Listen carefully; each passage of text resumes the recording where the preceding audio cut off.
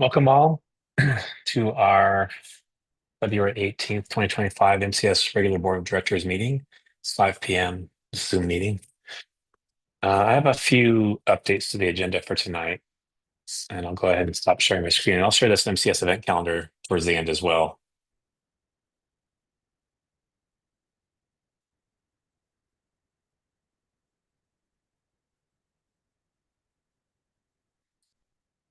I'll share the agenda. All right, so for tonight, we will I will make a motion that we combine items number 4 and 5, the treasurer's report. There'll be no separate treasurer's report tonight. It'll just be part of the business manager report. And then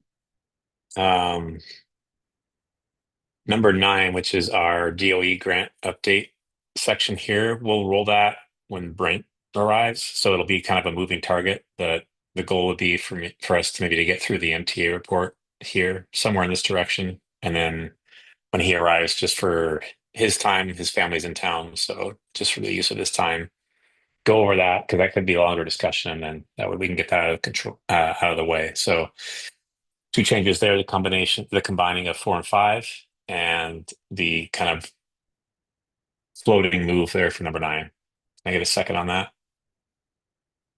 I can't see everybody. Second you on that, Dan. Thank you. All those in favor? Any opposed, please voice your opposition. Okay, update to the agenda as noted. I do not have any pre-submitted public comments for tonight. Sorry, Dan. Go ahead, Marie. Yeah. Just because I can't see everyone on the screen, I just want to make sure I have everyone. Stop sharing. You can see everybody. McKenna. Yeah, I'm audio for just a little while I'm traveling. Okay. Yeah, McKenna, Julia, Marie, Emily, Avelia, Dan.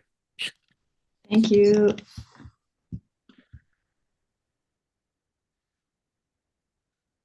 So that brings us to item number 4, which is our business manager report. Michelle, would you like to handle that in the? Okay, we'll handle that in the. So that's another change. We'll handle that in the executive director's I can do that. Yes. report. Yeah. Sure. Okay.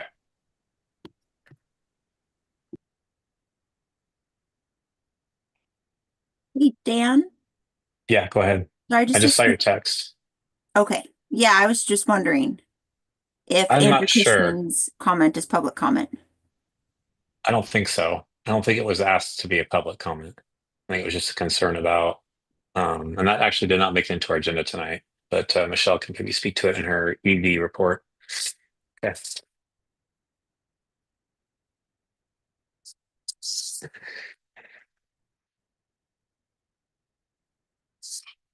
Okay, that'll bring us to our MTA report then right off the bat. Item number 6. Sorry, Mary Ellen and Lisa, I kind of put you on the spot early, but we've kind of roasted through those top agenda items. Just a second. No problem. Did us? Yes. We're on already? Sorry, we were getting water. Hey. Do you want to Start it up? Sure. All right. So we have reading intervention classroom. We completed middle of the year Dibbles assessment in January and found some improvement in some students to differentiate for. It's great to have the data at our fingertips, and I'm looking forward to having multiple years in the system for better understanding of our students' growth and needs. We rearranged our reading groups and are ready for the next round of rigorous reading instruction to supplement all the great things the teachers are doing in the classroom setting. And that's from Janet, Corrine, Ramona, Chrissy, and Brittany.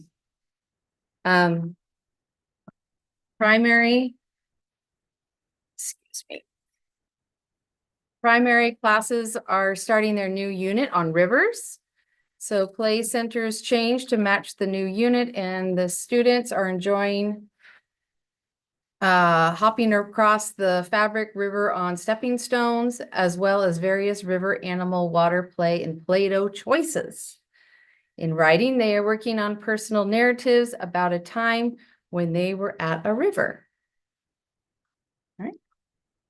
And second and third, we've continued to learn about the changes on Earth's surface landforms and how long they can take to have an effect. We've also been studying poetry for the last month or so and are excited to hold our first poetry cafe tomorrow morning. The students have memorized favorite poems and will recite them tomorrow to their special guests. They've also been writing and illustrating poems and will share them. We're very excited. And 4-5, Pamela Larson led a unit on Celilo Falls and Native American culture in the gorge. Students were able to create a replica of the falls with recycled materials, thanks to families for bringing in the supplies. Students learned about the history of the falls and its importance. They also learned about the dam and why it was built. They have a parent that works at Bonneville coming to present next week and explain his role at the dam. They're about to start their salmon unit and have many field trips lined up to explore salmon and their life cycle. There is a tank of 50 salmon currently in the hallway by Miss Goodman's classroom. Students of all grade levels have enjoyed watching the salmon grow. Students have been reading novels of their choice to add to their reading logs for a readathon. Silent reading is an exciting time in their classrooms. Students just found out that they're taking an overnight trip to OMSI in April. Lots of exciting events for the 4-5 students. I wish them luck. So that's what we have for tonight. Yeah. Thank you. Any questions or clarification? Thank you. Do we know the date on that OMSI trip in April? It does Sorry, not if say, I don't know. That's fine. Michelle, I don't really- Be April 11th and coming back the 12th. Okay. I'm gonna double check that, but I'm pretty sure that's right. Or 10th, sorry, April 10th and coming back the 12th. I mean, coming back the 11th, so it's a one night. Okay. Thank you. What's on the salmon? Do we know when they're going to get put back in? Are they going to put them back in the river? Or are they just having them grow? No, they do. I mean, normally I've participated in this before, and they normally do get put back in river. And normally they tell you where to put them, and I don't know if they will let us just put them back in. Jen, do you know where they? Usually, I know one year it was over in Washington. They bring them back to the hatchery and let them go, but I'm not sure if it's the same place this time. Yeah, Okay. we used to have to release to the sand. They have usually they tell you where you have to release it at. So, But they normally come and take them and they release them. okay. Yeah. We usually let the kids go release them. So Yeah, they've normally come and I think we've done like where the kids go and watch them release them. oh, okay. Yeah. Sadly, they won't really go very far.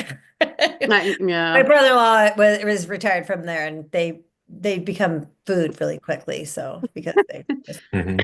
but the kids have loved all of that, and we even survived the electricians unplugging them and plugging them into an outlet that didn't work, so they were without their filtration system for a little while. And they hatched really soon because the water got really warm, but they've survived. Like they're pretty hardy. And Sarah Yeah. Grace just texted me and said they're going back to the hatchery. Okay. Okay. Awesome. Thank you. Any other questions for the MTA about the report? I'll go ahead, Avelia. No questions, but just a comment. I know my kids weren't the only ones on these snow days that were very bummed that there was no school. So as a parent, it means a lot that they're looking forward to being at school. So thank you all teachers. That's really nice to hear too. Yeah. Thanks for saying it. I can echo Gosh. that as well. Yeah. We have a special thing going. That wraps up item number 6, our MTA report. Item number 7, our MTA bargaining update. We have a meeting on Thursday for our first sit down and discussion. That's correct, right, Michelle? Well, Thursday? first of all, I'm meeting with the OEA rep. Is it Christina or Christine? I keep saying that wrong. She's not used to charter schools. And so she just wants to ask some questions about like how we do the budgeting, and she just has some general questions before she hops into it. And then we haven't really set a date where we're actually I gonna thought it was I thought it was the second, that first Oh, the Tuesday in second. March. Yeah, but I don't know that Dan, were you not able to make that one though? Uh, oh, I thought I could. I'll look back at it and I'll send an email out. Okay, I thought you were only available on the 3rd, so yeah, we hadn't quite. Just let us know, because we had Christine lined up too. Okay, all right. Yep, great, thank you. I'll follow up.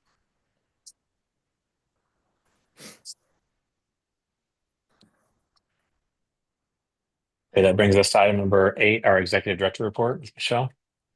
Okay, I'm gonna share my screen. Well, first of all, I'm gonna go ahead and start with the financials, I guess. And hold on here. I think I'm gonna do and everybody has access to the drive that has the financials in it. So, oh, that's not the one I want. Hold on a second. The summary is the one that we want to look at. And I'm gonna share my screen.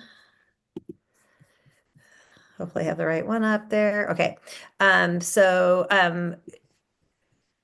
I do want to say that Veronica is very happy to have like this extra week because it does give her time to get in the budget totals for there. And so, oh, that's not the right one that's supposed to be in there. Hold on, she's got the wrong date on this one. Hold on a second. Sorry. It says January, but that's said the wrong thing on it. Just a second. Well, I gotta ask her about that because this says July or June. Oh, there we go. I don't think the title's right on this, but this is January, where we're at in January. So you have the income up here that you can see, and we're doing just kind of motoring along with that. We're still trying to get caught up on our food service thing, and I know that we've had a little bit of issue with connecting with North Wasco to get them to sign off some paperwork for us. Veronica's been pretty persistent, and we just haven't had a lot of response from the district, and so she continues to work at it. Actually, OD is now trying to help us out with that as well. They have to sign off on something for us. Salaries, we're right. I think we're pretty good on target because this is at like 52% basically, and we're more than halfway done through the school year. So, because we're going to have the 100th day of school, and we have 190 days that so I think we're doing well with that. The one that we're way over is capital outlay, and that's just because we've been doing a lot of building projects or, catch-up projects on the building. So I feel like we're in a pretty good position there. All of this is in you can all double check. All the board financials are all caught up and in there. It is kind of weird when you look at them because she has all of them for the rest of the year. So a lot of them are blank until you get to that. So, but they're all there for you. Any questions about that? I think it'll probably come back up in item number 9 when we talk about the DOE update and just Okay. when, as far as the board knowing, okay, where are we at financially? What are we, when we think about moving forward, I don't want to jump the gun on that, but I think it'll be important to bring it back up again and talk about that. I do want to say that I have posted a position for a business manager, and I've talked to Veronica about it. As we go through this, we're still working on the audit, and it's been a little bit, it's hard when you don't have somebody in the building and be able to like say, how are you doing? We kind of keep doing a lot of emailing. They're waiting on us right now. And so Veronica said that she's getting, it was the financial piece of it. Summer looked at it, checked it over, but had a lot of comments for Veronica to correct. And so Veronica has been working on those.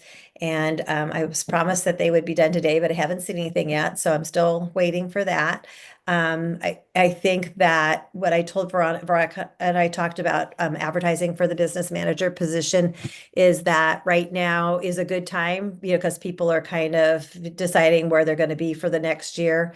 It wouldn't be a position that doesn't start until, June or July. It would give us some overlap with Veronica for that. And it could be that we don't get anybody that applies for it, so we don't know. But there's also a lot of federal people that are losing, jobs right now. And so it might be a good time just to kind of put it out there. And Veronica was fine with it. She totally understood.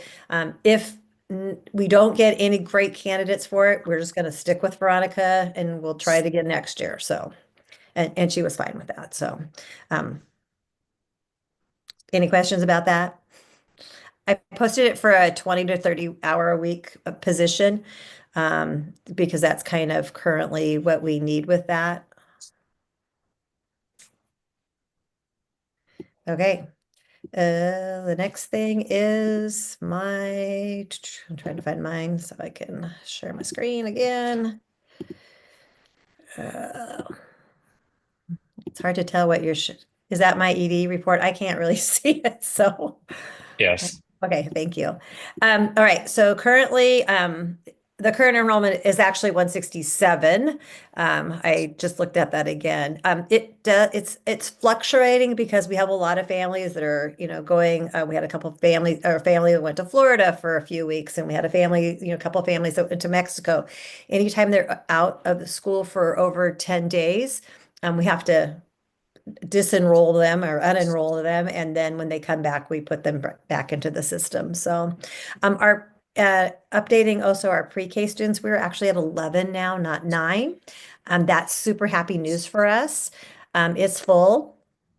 We are having to right now. Anna is over there full time and Becca's over there full time, and we just asked Brittany Fisher is going to go over and cover morning breaks for them because when you have 10 or more kids in there, there always has to be 2 people. So one person can't go take a break. With 10 kids in there. So they always have to have 2. So we're going to live with that for a little while. I keep hearing there's a couple more kids out there. If we get any more kids, we're probably going to have to hire somebody else part-time to help in there because they are a lot. They're very fun. They're very, like, Becca has a really good handle on them. We are doing pretty well as far as people paying. And so Veronica and I are kind of working on a different system for that. Everybody gets, it's a notification online and they can pay online. And so that's going pretty well. We've a couple people that when we got the new people in, just kind of getting that back on the system was a little snafu on that, but I think we've got that caught up. So application to attend. So far, we have 15 people that have applied. That's 6 kindergartners, 2 students in grade 1, 2 in grade 5, 2 in grade 6, 1 in 7, 1 in 8. And somebody applied for middle school, but didn't tell us the grade. And so I did send them an email and asked them what grade level they would like. On that, and I've kind of started looking at what class sizes look like next year when we move everybody forward. And we do need to probably schedule a kindergarten kickoff where we invite, because the kindergartners here are kindergartners from out of district, and making sure the people that are in district that they make sure, or the out in the school thing, that we make sure that we're getting them all signed up. So we kind of want to see what our kindergarten class is looking like. Student services, they now have a whole child nurse administrator at Columbia Gorge ESD. That's good news for us. Her name is Amanda Hinkle. We've had 2 meetings that were scheduled, and one got canceled because she was sick, and one got canceled because of snow. So we're going to try again on the 21st and meet. And the exciting thing is we have a parent that's it's kind of a return parent, but they're fairly new to us, who is actually the education coordinator at Providence Hospital, and she would like to work with us and kind of get us up to speed on making sure that we're kind of double checking. And man, she is going full force into it as far as she's doing a lot of research on what we need to have done. The hope is I've talked to her about that, is we will pay her for her time. Probably once or twice a month, she'll come in and just kind of double check what Daphne and what Ashley are doing and making sure that we are documenting everything properly. So I'm excited about that. Jen, you want to talk a little bit about the family outreach that you have scheduled? Yeah, so on March 18th, I scheduled a Screen Strong sort of parent information night. There's someone coming in to talk to parents sort of about screens and kids' brains and the effects that it has on kids. So that is going to be a community dinner, and then that presentation. She's also working with 4-5, doing a presentation or a workshop with 4-5 and middle school during the day as well, to kind of teach kids about screens and just the effects on the brain and things like that. And yeah, and just to help them kind of maybe make other decisions and not be using screens as much, and just to really teach them about what's going on with their brain when they're using screens. So that's coming up on March 18th, and I'm really excited for that. And Jill Maynard's going to help me plan the community dinner as well. Thank you. We're very excited about that. I appreciate Jen putting this together for our families. It's, exciting for that. So Can I ask real quick, is that for all Mosier families or just 4 through 8?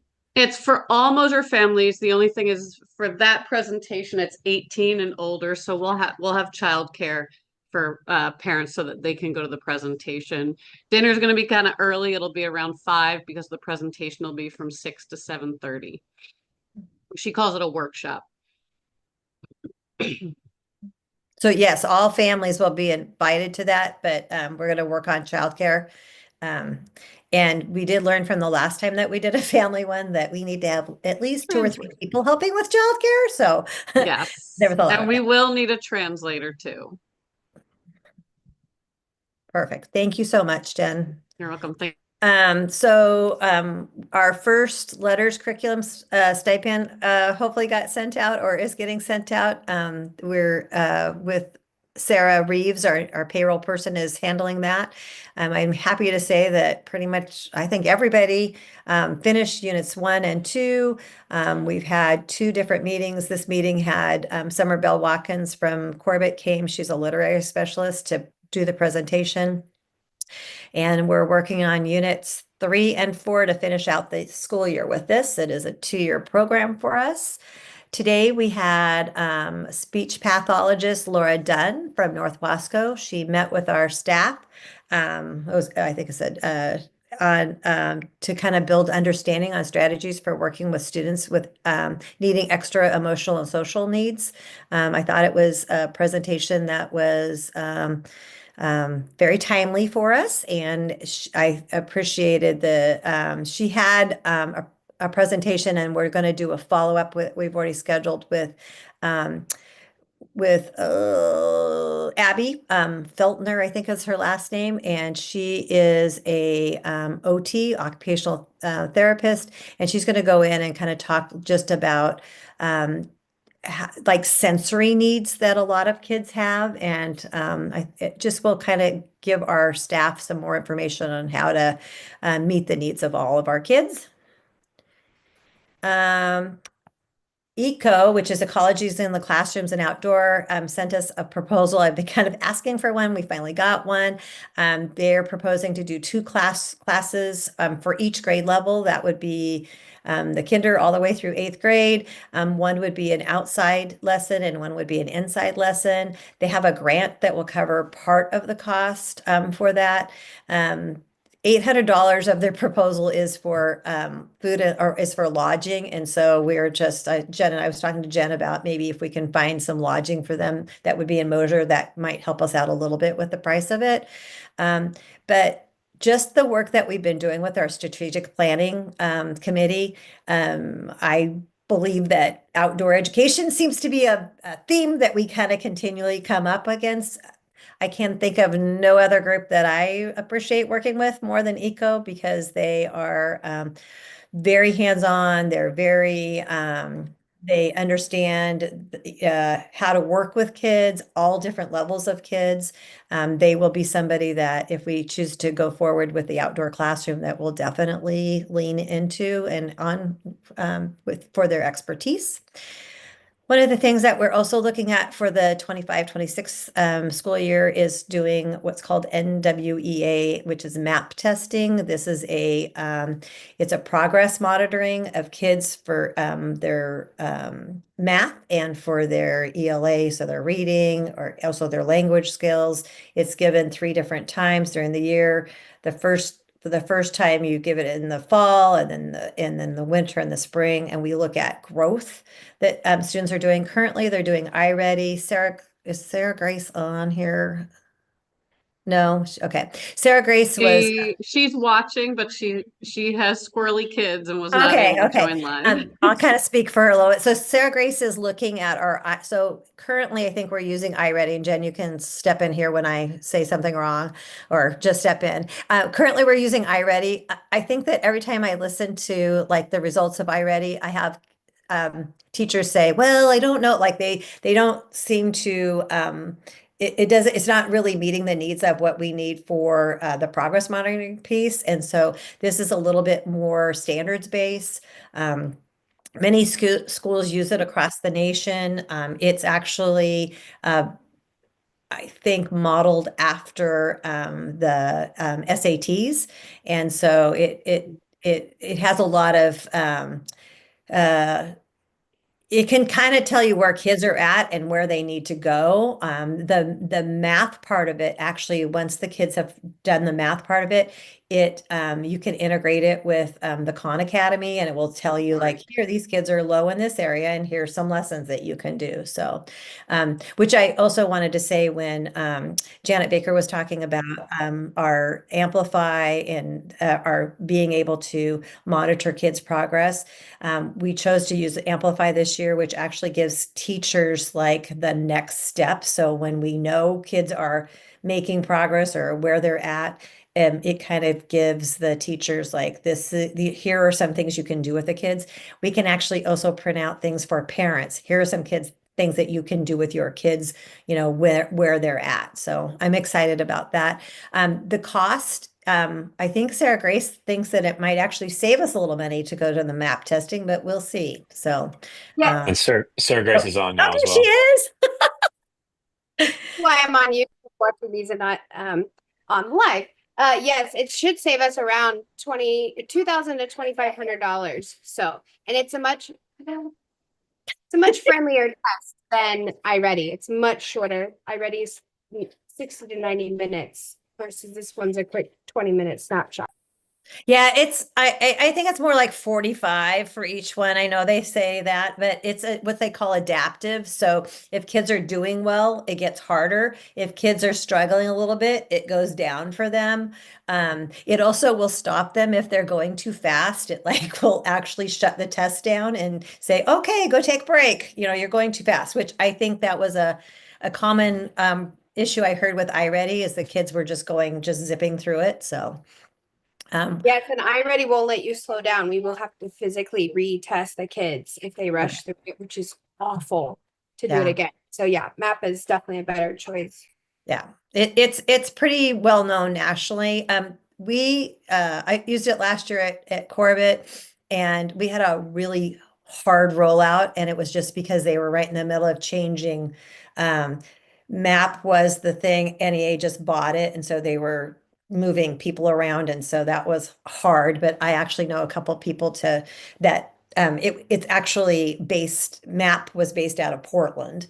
And so they actually have people that can come out and see that. Hey, Sarah Grace, you want to come back on and talk about summer learning? She done with us. No. Yeah, I'm really excited. We sent out a survey last week on who was interested in teaching maybe a club or a class of some sort. We haven't had much response yet, but I think Michelle and I chatted about maybe bringing it up at a staff meeting and talking about what pay will look like and dates and times. But we're rolling that out, and it's going to be the last 2 weeks in June and the first 2 weeks in August, Monday through Thursday from 9 to 2. And we're working on buses and meals as well for the kiddos. And I already know Becca. I know Becca Lindley is planning on doing those 4 weeks, and I've heard a lot of people say, "Hey, I want to do that." Um, they're probably waiting for me to figure out because we would be paying them, but they're also, unfortunately, we don't have any dedicated money from the state for summer learning this year. Because that was a last biennium, so they have to do, they're always kind of a little bit behind. So we would be charging, but we'll charge as low as possible to make sure that we're kind of covering we want to make sure that we're covering the teachers, being compensated for their time and making it as affordable as possible. But we have lots of, like, there's so many things we can do, and we'll kind of reach out to other people too to see if they want to do any classes. Questions about that? Because I think that's exciting. Yeah. Yeah, that's, Go ahead, Marie. oh, it's very exciting because I've been reading a lot about how impactful the summer learning programs are for kids. So it's great to hear that. And did you say the last 2 weeks in June and first 2 weeks of August? Yes. Yeah. Okay, great. And we chose those because that gives teachers just a week to kind of breathe, and then they can have those 2 weeks. I do also know that there's a lot of there's some daycares around that don't offer anything at that time. The weather's usually pretty good by the end of June. We don't have a lot of rain, and then the first 2 weeks of August, we've chosen that because the second week of August is our kindergarten camp, so we're already having teachers on for that. We will not charge for a kindergarten camp because that's kind of a fact-finding mission for us. And we want to make sure the classes would be Monday through Thursday. And I think we said 9 to 2, right, Sarah Grace? I think that's what we said, 9 to 2, Monday through Thursday. Yeah. Okay. So that seemed very doable for everybody. Sometimes people are like, oh, you need to run it longer, but most of the kids, like, we do want them to have summer as well. So, and I think it's kind of combining here, we're going to do something outside and come back in and we're going to like do some reading and academics and kind of giving them a little bit of each. So it's not quite so much. So strategic planning, Jen, you want to take Can that? we Oh, go can ahead. we Sorry. can we pause for a minute and get Yes. Brent in here and roll into the DOE stuff, and then we'll come Yes. back? Yes, you Is can. that okay? Yes. Yes. Yes. All right. So that is item number 9, which is we'll come back to our executive director report, our Department of Energy grant update, and Brent has signed on. Brent, do you have anything you want to lead off with? Any updates on any contact with? I know you reached out and had a meeting with some of the other schools that are involved. Yeah, let me can you guys hear me? Yes. My video is not on. I'm sorry. There we go. Okay. It thinks my phone thinks I'm driving, so it's not wanting to let me be on video, but that's fine. So let's just go big picture. I don't want to go too deep, but so someone stop me or just ask a question if you want more info. Okay. Most of you have seen that Trump administration came in and put a freeze on literally all grants. They were they got sued by a bunch of the states got together, including the state of Oregon, and then additionally a bunch of nonprofits from literally Main Street to the big nonprofit associations filed suit separately. Both cases resulted in an injunction telling the administration they could not freeze grants. Ours was one of the grants that was frozen. We got caught up specifically in a executive order relating to energy, which basically froze pretty much all the funding dispersed under the bipartisan infrastructure bill. And then those actions were enjoined by 2 different courts saying you can't stop freezing. Trump administration walked out, withdrew one of the memos that said freeze everything, and but still kind of kept everything frozen. One of the courts has already said, "Hey, you're violating the order. You're essentially not living up to it." Trump administration about 5, 6 days ago took it to the First Circuit Court of Appeals that upheld the injunction. So technically, right now, there shouldn't be a freeze, but for all intents and purposes, there continues to be. That is the strange situation we're in. The website for the Renew America Schools program has gone totally dark. We've got no communication with the staff. We understand that several of the staff, at least, have been fired. There's not that many to begin with. And so, kind of in response, I reached out to a bunch of the other grantees. We've had 2 meetings now, kind of one just comparing notes and also trying to put together a response strategy.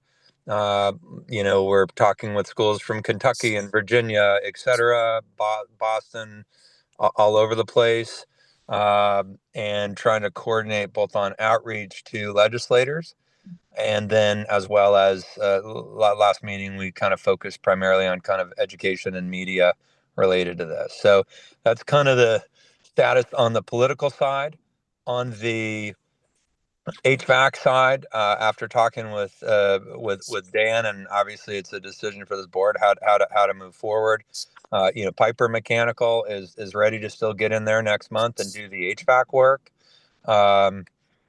Matt Kaler's been continuing to move forward, at least in on some of the avenues that we had looked at, trying to blast forward on as quick as possible, like the solar.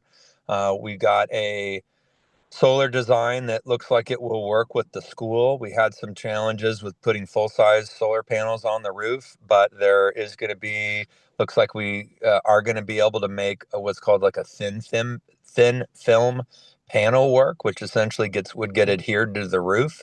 And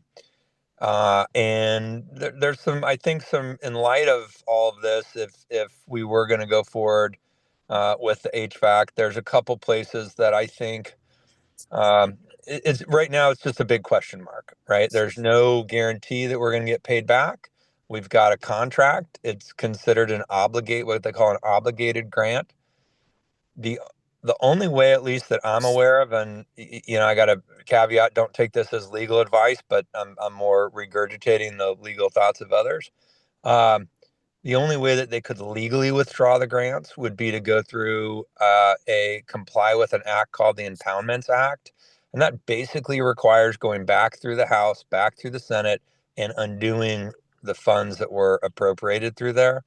Again, take that with a grain of salt. I can't tell you that's right or it's not, but that is a law. And you can Google it and see, learn more about it. It's not rocket science. Congress was the ones that appropriated these funds, and they arguably still continue to have the power to withdraw them if they want to.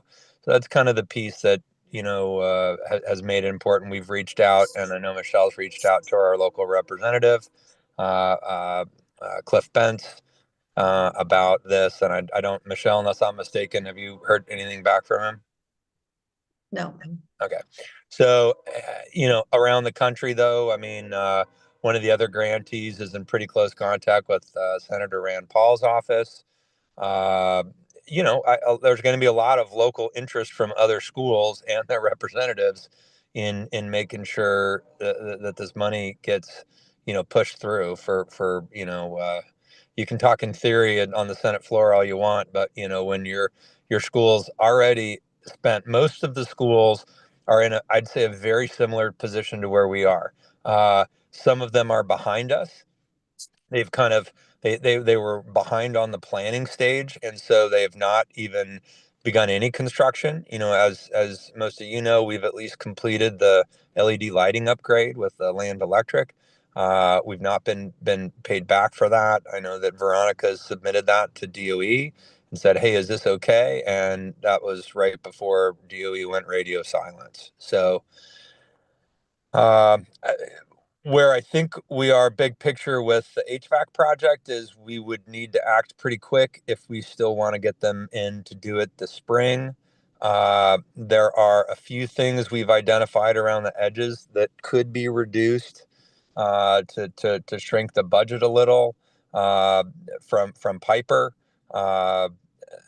nothing radical, but programs like the apprenticeship program with Comunidades is probably the type of thing that's pretty squarely in the crosshairs of the Trump administration. The chance that that would get, funded absent some pretty protracted litigation or something else, I think is pretty narrow. Um, it's just anyone's guess, I guess, as to how this rolls out. I think, yeah. So I don't know if there's plenty to talk about. If anyone has any questions that could kind of help us focus, I think a couple things for the board, is going to be do we want to continue with the grant, understanding that there, is going to be a fight to get the money, most likely. That's kind of a fair assumption. We're not in it alone. There are a lot of other, again, there's already active litigation. I've reached out to one of the groups of lawyers. I've been in contact with them. They're kind of considering any additional plaintiffs they want to add on. But I can't tell you it's going to be easy. But I have no idea how these cases are gonna pan out. I think the two things that I would think about, one are, there are one, and if we go forward with the HVAC, we need to think about also funding both Matt Kaler's position, who's really acting as the project manager here. He's already put in a lot of work that he hasn't been paid for, and the same goes for Jill Maynard on the reporting side. Those two folks have been just key, and and I think Matt's contract was for around 50,000, and Jill's is significantly less, like closer to 6. So if we want to go forward with the HVAC, understanding that there's some risk there, and I think real risk that we may not be paid back. That's it. I think the solar piece is one to think about, mainly from the perspective of, look, if we are switching to an all electric heating and cooling system, it has a very substantial electricity load that it looks pretty great if you're running solar, and it looks like a pretty big monthly bill if you're not. So that is something to think about. The other kind of piece on at least the solar piece to think about is, irrespective of the grant, there continues to be a 30% tax credit. And right now, that is still valid. The administration has not withdrawn that. And so I've seen some ways where the original solar project, for example, was like $550,000. If we remove the batteries, we go for this system. We do some other, I think, cost cutting measures. It's not impossible to see that get down to much closer to like a $300,000 project. Take that with a grain of salt, but I think that's doable and would still provide a lot of power. And this is probably, who knows what happens to the 30% tax credit, but right now anyway, if we bought that and installed it tomorrow, there's every reason to think that we would get basically 30% cash back, right? So instead of 300,000, it'd be a $200,000 expenditure, and you would have a noticeable difference on the bill and the monthly electrical bill. So that's just something I say that in part because before you jump into HVAC electric, you got to understand there's electric cost to that, and it's real. It's not insignificant. But I don't think we're at the point. I think we're at the point where it'd really be helpful to get a decision on HVAC. I think we could wait till the next meeting when we have a lot more numbers fleshed out on solar, if you think you would want to see those numbers. If the answer is, hey, we just don't want to go ahead with solar right now, probably good to let us know, and then we won't spend more time on it. But that 30% tax credit is real now. I have no idea if it's going to be real in a year or a little further down the line. Thank you for that update, Brent. Julia has a question. Yeah, and I'll apologize. I have not been in the weeds of this project, so I'm gonna come at it from just trying to understand the basics. How deep in are we, and what do we need, and is all of the what we have put into it that we have not been reimbursed for stuff that is already providing benefit, or was it foundational for the next phase of the project, the HVAC phase, sounds like to me, so that in order to realize the gains of the money we've put in, we need to go the next, does that make sense? Like we need to take the next step. Yeah, I mean, right now we're 50 grand in, thereabouts, take it with round numbers, on the LED lighting upgrade. We are over $200,000 in on the electric service upgrade, which was meant to facilitate both the HVAC and the and in order to send solar back into the grid, you needed that as well. So, I mean, I'd say generally, yeah, we're in the ballpark of 250 to plus in already. 50 grand of that was expected to be paid back from the grant. The other funds for the service upgrade came from ESSER funding. And then the HVAC's next phase, isolated, would be sort of how much exposure? About $1 million. That's a pretty big jump from where we are. I will just say my own, I'm working intimately with the federal government on a daily basis and litigating against the federal government. And this is not legal advice, but just what we're seeing is like, one, the lawsuits take a long time to resolve. Like you may have court orders from district courts, but then you have appeal and you have the possibility to go to the Supreme Court, and all of that can take a long time to get sorted out. So we may be left hanging for quite a while till that's really resolved. And the federal layoffs are real, and work just can't get done. Grants can't get processed. The paperwork can't go across the line without humans in those positions for us to work with and to process all of our claims. And what I'm seeing in all different parts of the federal government, and others work on this call also work with the federal government, is just people missing from all kinds of jobs or with incredible uncertainty about their portfolios. Or so there's we just lost Brent, but I think this is a good discussion to continue with everybody, either where it yeah, goes. no, I mean, my update is not just for Brent, not because I think this is all stuff Brent knows, I suspect, but I'm just sharing sort of my perspective as somebody who works closely with the federal government pretty regularly and in the courts. That it's really chaotic.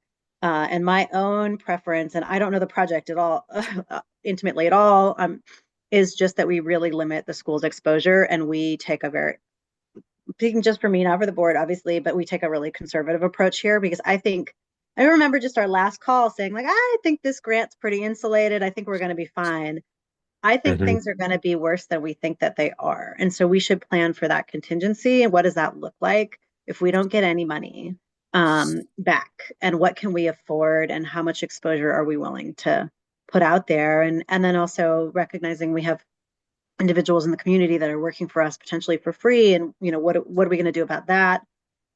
So my 2 cents is just to be really conservative here and to think it's going to get worse before it gets better. Okay. Brent's in the waiting room, so I'm gonna see if I can't get him in here. Don't have access to it. I think those are great points, Julia. I think going forward, give me 1 second. Can someone text Robin and just let her know that Brent's in the waiting room? I think we should plan on not getting any of this money back. And just that's don't think that we'll get it back. And if it gets litigated out in 2 years from now, it's all sorted out. Like this administration is not responding to the normal pathways. And so even though they've been ordered not to do the things they're doing, they're still doing it anyway and just saying, oh well. So I think that what we're really looking at is $1 million outlay that takes basically half of our savings to do, and it uses half of our savings that we've built up over the last over quite a long time to replace our HVAC system, which it will break sooner or later anyway. But yeah, it's That's what we're at, is half of our savings to do this. I also think that if we hold off on doing it, I don't know what the timelines were in the grant and, the tax benefits we had access to at this point, but if we can keep documentation of as much of this as possible, we may have a good argument down the road that this is what it would have cost us in, February of 2025, but we didn't act because there was this incredible uncertainty. And this is not legal advice. I'm just saying, like, you know, we might be able to get the money later. I don't think we're completely kissing it goodbye if we don't act right in this moment. I think that there is a possibility to say, hey, we did the reasonable thing here. Everything was so crazy, and we didn't know whether the grant was going to proceed or not. So we held tight till it got sorted out in the courts, until we knew the position we were in. And it's maybe something we do want to hire lawyers to consult about. And we do have lawyers we could pull in and see how do we best guard ourselves in this kind of situation and document where we're at, so that we're well positioned to make those sorts of arguments. So I think one of the things with,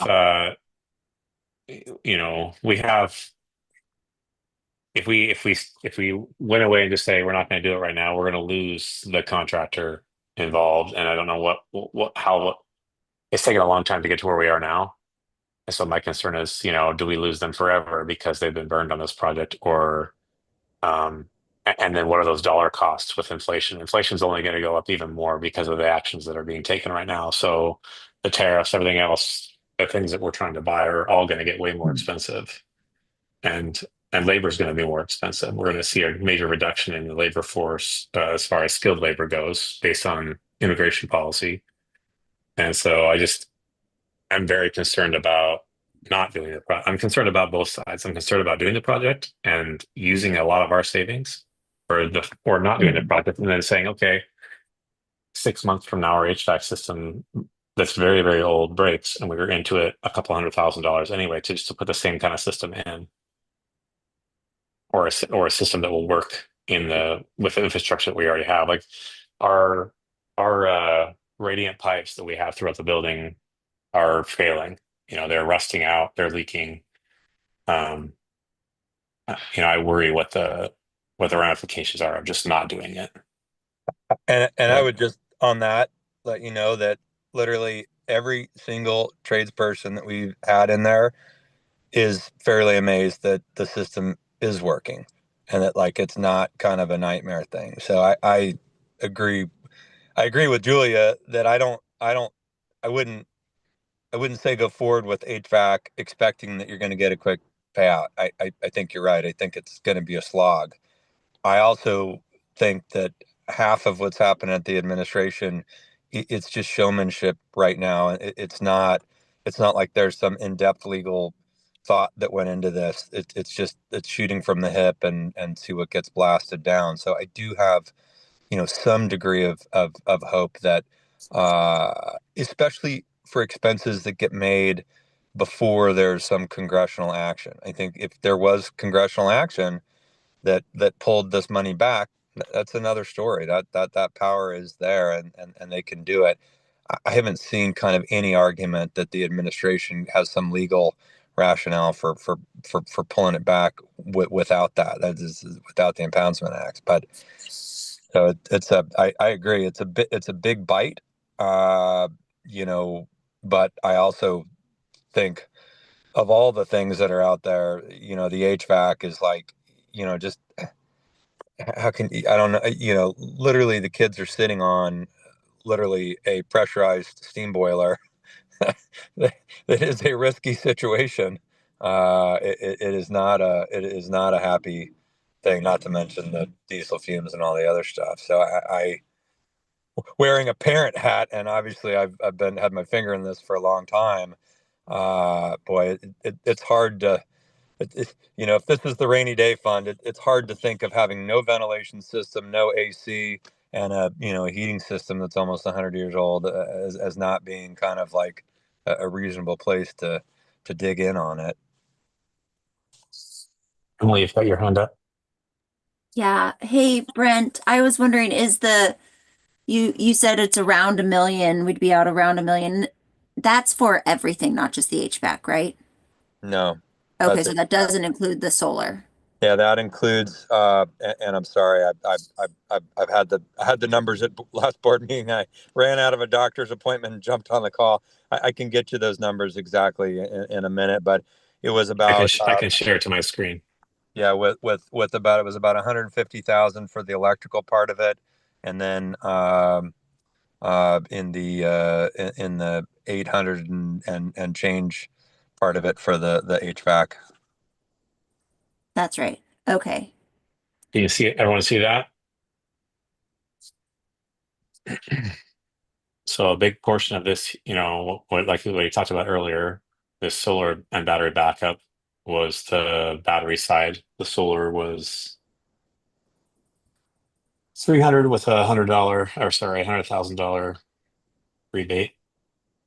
Yeah, The windows are. Go ahead, Brent.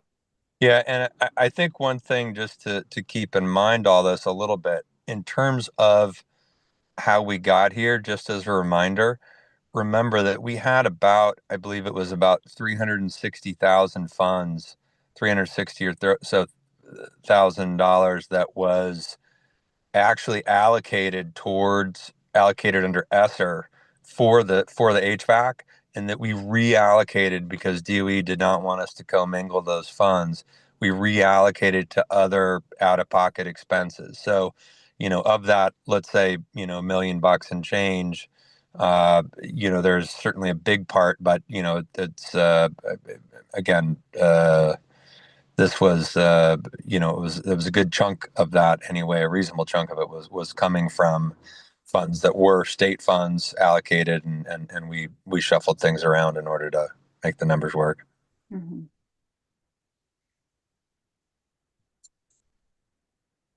I think that right now, couple of thoughts to just share out loud. I think it's really important for us to invest in our children and in the future. And I think that this is if we were to move forward, it's a demonstration of doing that.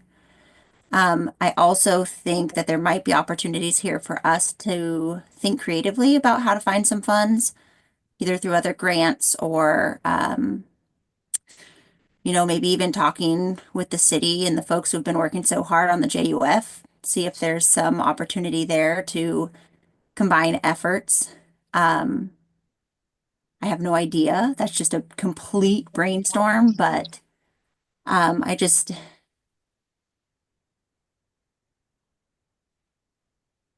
it feels important. It feels important to me to take care of the school and the children and to have a better, less polluting system.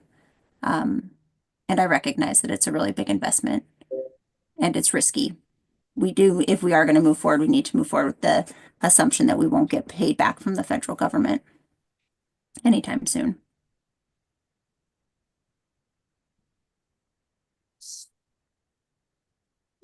Other I board think members, go ahead, Avelia. I think something else to keep in mind is, to my understanding, we are under contract for this HVAC system with the contractor, correct? We were about 2 days away from signing. Yeah, we have not signed anything yet. Okay. Nothing's been Okay. signed. Okay.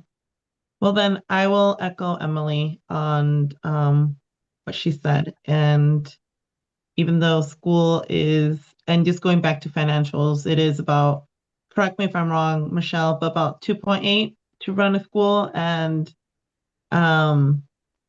yet we pretty much have almost a year worth of savings in the bank account. And it seems that our school and our kids, I think in past conversations, we've also talked about how children do under a heated and also cold environment, and how that impacts learning abilities, behavior abilities. And I think we have to think about it more like everyone's saying, of thinking this money will not come back to us, or it might very later on. But I think for myself, it's a really good investment for our children.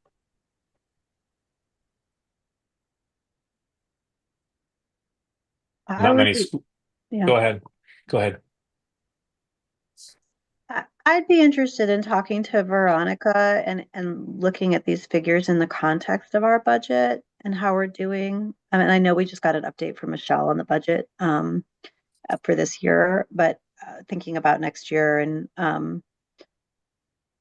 it continues to make me nervous, but it mostly is that may not be because I have a fabulous grasp on the finances, but I do think having a year of operating expenses or having a pretty robust savings in a really old building where something can break and there are unexpected expenses, you don't know which one it's going to be. I mean, we might think this is what it's going to be, but I really feel like it's critical to have a decent rainy day fund for our building. And it makes me nervous to fix this when it isn't broken. And I understand that there's an argument to say it is broken. It is not. It's, I'm not a, I'm not the construction expert here, so I don't know how dire the situation is either. But I would love a better picture before making a decision on this because it makes me pretty nervous to. This would, if we brought, I understand we're in deep with the grant, and it's a totally different environment when you're looking at asking for a grant and what you would want on a rainy day or like in your wish list, as opposed to what I would just say okay to on in the regular course of business. So yeah, I don't know if that made sense, but I guess what Well, I'm I think asking for is Veronica's input. I think that's smart, Julia. And just like kind of on your last point, we probably don't need, just looking at this, we probably don't need to put in EV chargers, for example. Like that might be something that's easy to cut out. It's not a very big one, unfortunately, to cut out, but there might be some ways to cut the costs Well, at least a little bit. and I mean, let me be clear. I think given where we're at right now, really the only thing, and I think Dan and Michelle and I at least are on the same page that by far the priority is HVAC, and that that there's until you get that dealt with, like, yes, windows are important. Yes, insulation important. Yes, EV chargers would be nice, but all of those are bite-sized things where I think, yes, you could probably go find a grant given enough time and energy to make a $50,000 purchase of windows or things like that. The HVAC, I don't see that happening. And I don't, you know, the round numbers, I guess, that I've been operating off of, and Dan and Michelle, you may have or any of you have a better grip, is if we've got on the order of $2 million in savings, that for a school our size, like, I mean, I just went on and literally Googled, what's a good reserve for a school, and what I can tell you is, like, it looks like $2 million given our budget is massively more than anybody else has. And so it's not a matter of, and not that it wouldn't be ideal to have more, not that I wouldn't love to have $2 million, but that is actually a lot of money, and we've had it for a good number of years or around that level. Peeling off at something like half of that for HVAC is something we could do now. I don't. I mean, I don't know. I mean, maybe Dan and Michelle chime in, but I mean, those numbers are about right outside the normal budget. If we're sitting on about 2 million in reserves, this would expend about half of that. Is that? Am I thinking about that the It's right way? it's 2.3 or a bit more than that. And I think, yeah, if you look at this total dollar here and you take this HVAC part of the top and 200 from solar to make it so it's affordable month, every month to run that thing. Yeah. Obviously, we're going to have the owner reps fees and the grant admin fees, but the battery backup stuff can wait. The window replacement can wait. LED lighting, we're already into that quite a bit. The electrical, we've already got a lot of that done. Well, Uh, we'll still have to, it's 150 grand for the electrical, so that actually is okay. not, yeah, because For the for HVAC is this, 811, it's $1 million. It's $1 million. yes.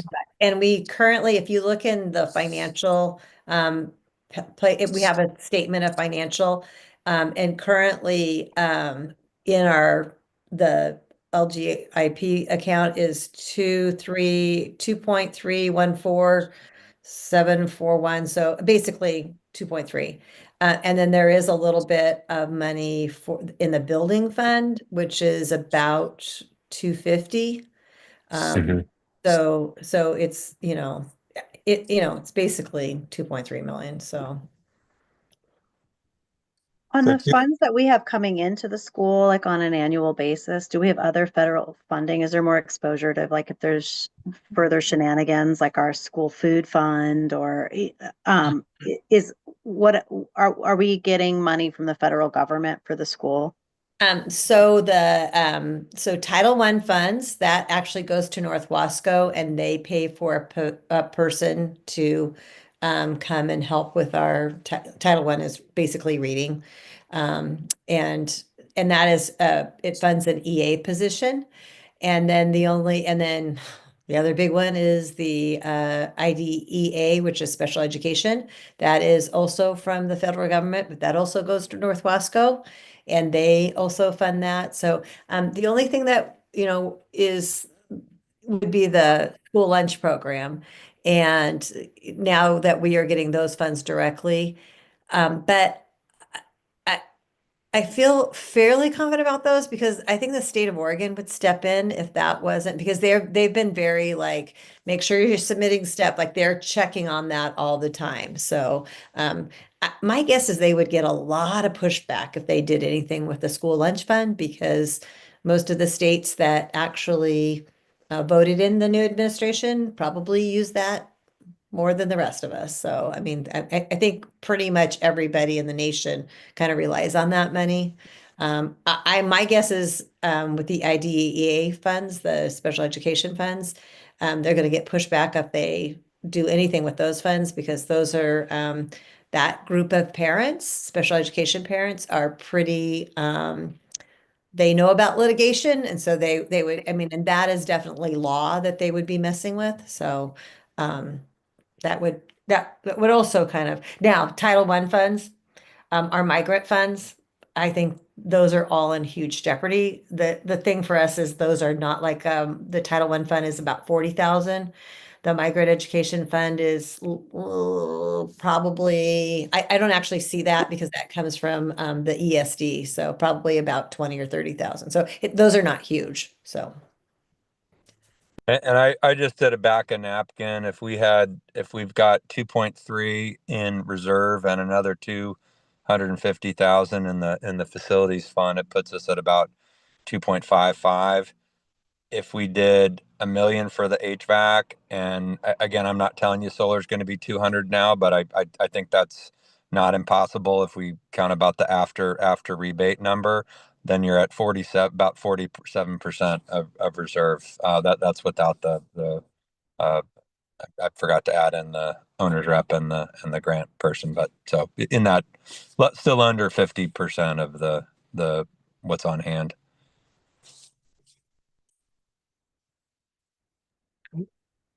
And it's always, it's an uncomfortable conversation with these large dollar amounts, but we do have an outsized reserve fund that is not normal for most schools. It's not normal for most districts to have this much money in reserve. We're in a really good financial position right now. Over the last multiple years of challenges that we've had in this school, we still continue to put more money away and grow our general reserve fund. Even despite all the challenges that you're aware of, Julia, and that everybody else is that the things we had to pay for extra that were abnormal, we've still grown that. So I don't want to spend half of our reserves, but I feel it's really important that we fix this because we're going to have to fix it sooner or later anyway. And it's going to be more expensive when we go to fix it next. If we don't do it now, it will be a lot more expensive the next time. And I think that they've seen that with the JUF and the mission creep and this how things have gone from what was going to be 4 million or whatever the numbers are to over 8 million now. And it's just, the I think we're not done nationally with inflation. I think it's going to kick back up again based on the policies, like I said earlier. And then you're looking at, prices doubling over a short number of years based on where things go. And that doesn't even include tariffs on what we're going to be buying. So it's uncomfortable for me to say I want, we should spend this money, but I believe we should do it. Dan, Question. may I add? We do all have access to the reports, like Michelle said previously. I did just resend a link to Dan. If it's helpful for everyone to kind of just start overlooking, because I understand the financial aspect of it. So it's just a thought that it might be helpful for everyone to kind of just go over if they haven't had an opportunity to look over those reports.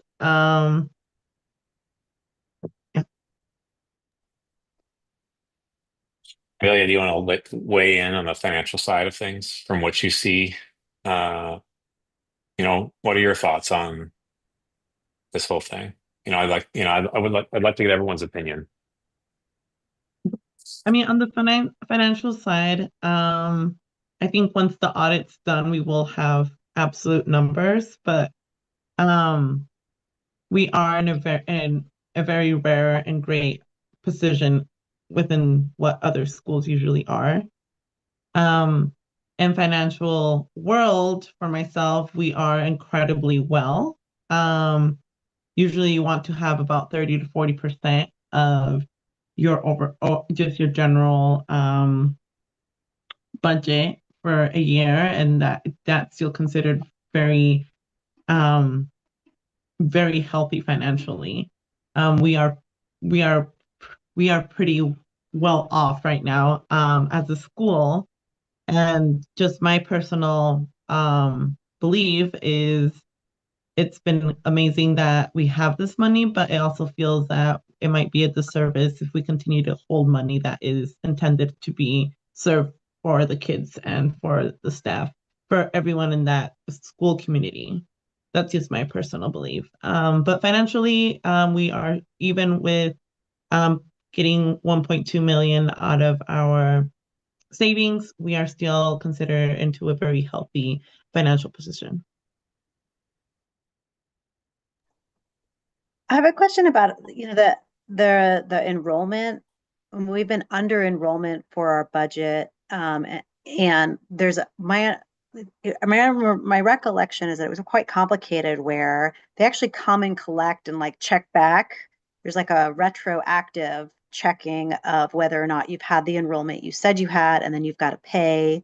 And we were sort of anticipating, is my memory of it, some pretty large checks that were going to have to be paid because we had been reporting a higher enrollment than what we actually had, or receiving more. And maybe I have this all wrong, and feel free to correct me, but I just want to make sure that there isn't that kind of expense on the horizon that's not being part of just like the day to day.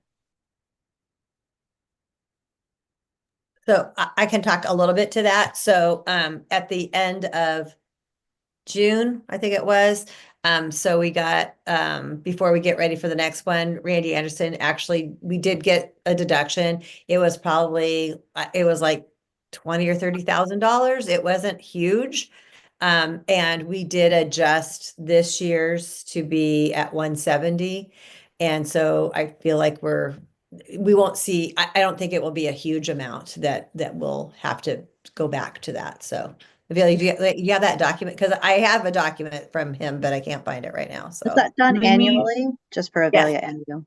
yeah. So it's 2 years, and it's not that we're paying back. It's just that they give us a little bit less because it's they base it on a 2-year mark of what we're going to be getting based on enrollment. Correct, Michelle? Well, the document that I have from Randy Anderson, and I'll look for it, is it had, here's how many kids you had, here was the funding for it, here's what we gave you, because remember, it all funnels through North Wasco, and Yeah. now we're gonna deduct some of that from what we're gonna give you the next year. So you're always kind of back a year.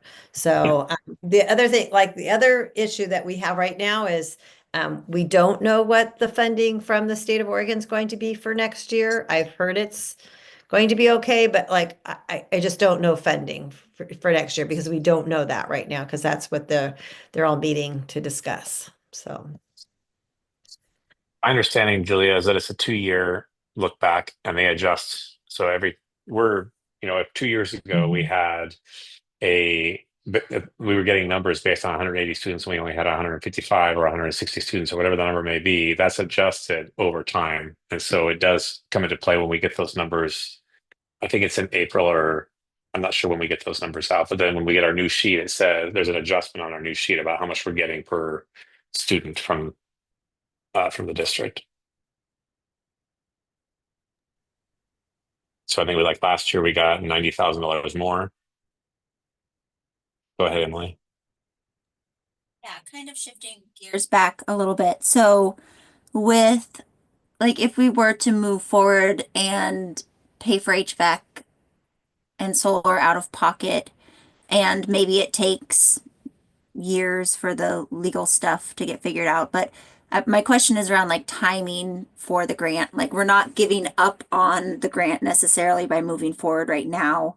We can always try to get reimbursed down the road or continue to get reimbursed even if we're emailing a black box right now. Is that right? Yeah. Brent, you're muted, Brent.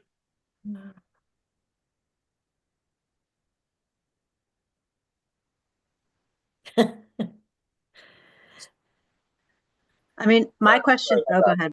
There you go. Yes, we would continue with all of the federal conditions and terms that are related. The yeah, entirely on the HVAC, right? And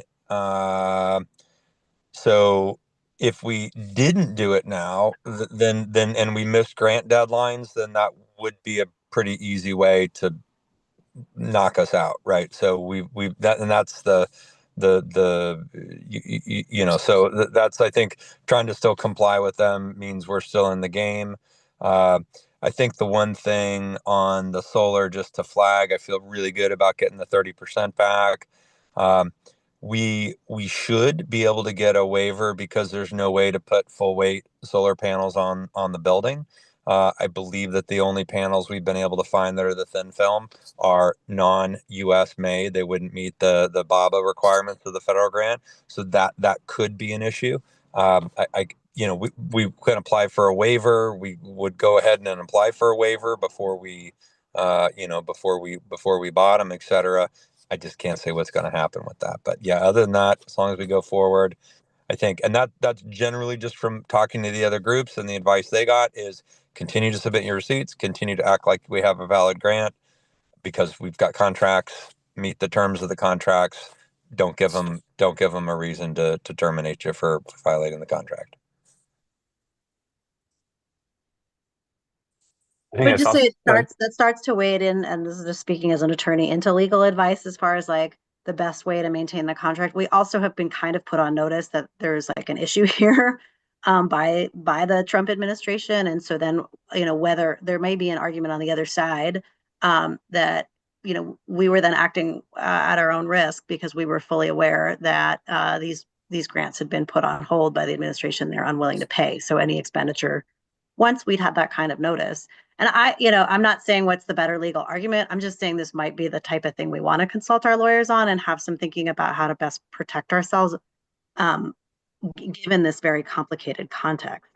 That we have a federal administration saying that put out an executive order that has not been withdrawn, saying not to fund these grants.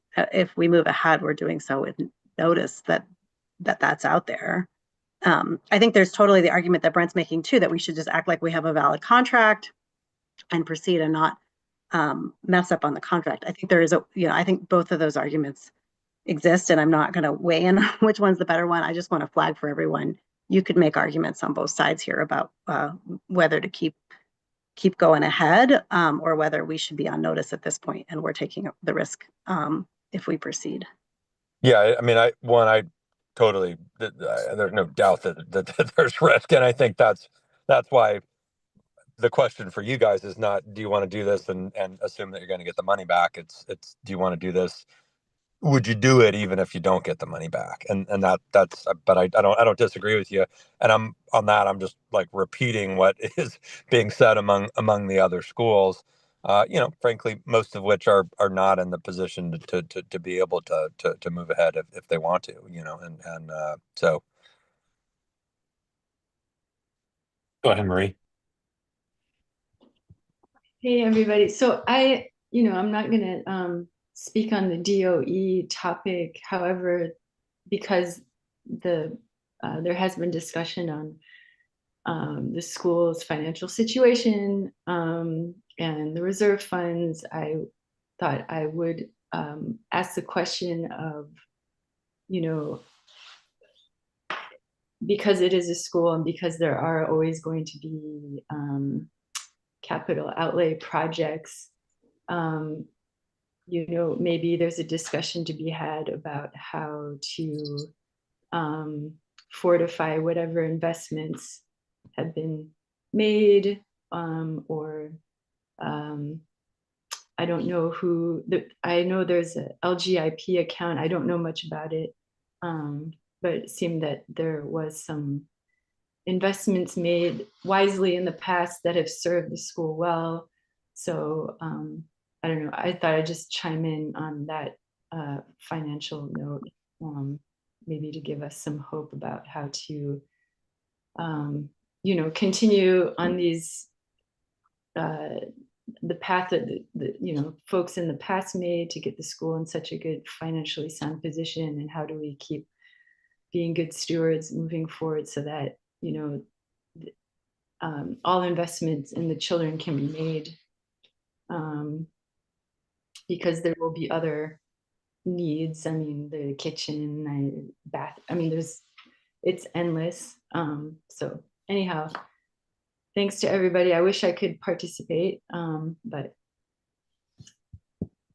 And I think just to your point, Julia, I think coordinating with the lawyers is totally makes sense. I mean, that's why I've reached out to the lawyers that are actually in the middle of litigation on it too. But I think we can do that. I think we can. I'm happy to try to get back on the phone with them tomorrow. And we could set up a meeting, and maybe Dan and Michelle and I could try to do a call with them and get any advice. But I just know if we push this off at all, we will probably lose our window with Piper, and that is not a couple week from now decision. They are scrambling to figure out how they literally that we're going to start next month, like what they do with their workers and subs and stuff like that. So that's if there was kind of I had talked to Dan about even trying to have an emergency board meeting last week, and this was already scheduled. This made sense, but I think that the timing thing is very real, and I do agree. I don't see how it was so hard to even get one contractor after 3 years of trying to even respond to us. These are the guys. They did a great job on the service upgrade. I am it would be very difficult to go start out, I think, and try to find someone else to do this. It's certainly not something I would personally do. I understand this grant was sort of a response to a DOE sort of opportunity, and I'm curious if there are any other major upgrades to the build. Like, if we didn't just happen to have this grant, is this the one thing we would want for the building? Because I'm not thinking about it in the context of like what are all of the needs and expenses, sort of as Marie was saying, like there's the kitchen and there's other things, there are, I'm sure, other things. I'm not on the facilities committee, and There's nothing. I've looked at the facilities on this building for 3 years. There's nothing that compares in terms of the dramatic and overwhelming need. We have a school that has no ventilation system. No ventilate. Not, I mean, there's not many schools that don't have any ventilation. Like it's so overwhelming. And that yes, it doesn't have insulation. Yes, it's got windows that are 100 years old. It had an electrical system that was like the original electrical system. We've got knob and tube wiring. Those are all serious problems. I mean, but like nothing compares to sitting on an ancient relic of a steam boiler that is a pressurized steam boiler sitting right below where the kids and faculty sit every day. That is it's a real, it's a real deal. It's there's, I mean, Michelle or Jen or anyone, correct me if there's something else I'm missing, but like it is, I think, I don't even think there's a close second. I mean, I, not Can to you, say that there's not other needs. I agree there are, but there's, Brent, can you just say a little bit more about the why? Like why those things matter for folks uh, who don't really understand the system? well, I think for one, I mean, just ventilation is what creates oxygen to the brain, and like like literally there's not, short of cracks in the windows, a way that we get fresh air, let alone filtered air, right? This would have the first high quality filtration to actually pull pollutants out of the air, whether you're talking COVID or whatever the next pandemic is. This is a way to actually clean the air with the kids and teachers and everyone are breathing every day. That seems really significant. When kids return to school or leave school and we're getting temperatures in the classrooms above 100 degrees, you just Google it. There's plenty of research on showing how crappy kids learn when temperatures are extremely hot. Like that. There's no AC. I mean, I was scrambling with Michelle to try to find makeshift, air conditioners when the teachers were getting back in the school year this year. Those are, pretty compelling needs. On the safety side, a pressurized vessel has the potential to go bad and explode. I mean, that's the simple nature of it. That's how those things work. They boil water and send boil water through old rusty pipes. One of those pipes ruptures. I'm not saying it's going to happen tomorrow, but like if it ruptures, it's shooting hot, boiling steam into a classroom with kids. Like I'm yeah, they're real. I mean, like the safety risks of the thing are real. The lack of airflow. I mean, we are not even close to meeting like current code, right? Like if we had to do that, there would be just no way to. You're so far out of code that, yeah, it's grandfathered in. We can do it, but it doesn't make it a good idea. Yeah. Okay. Thank you. I was thinking some of that, but just needed you to confirm it. I personally feel like because we're in the financial situation that we're in, and given the state of our 100-year-old school, that we should move forward with the HVAC next month with Piper. And continue to meet the grant deadlines and do our best to get money back if we can. And if we can't, we've made a huge investment and we were in a position that we could. And it's for the good of the future of the school and everybody who's there.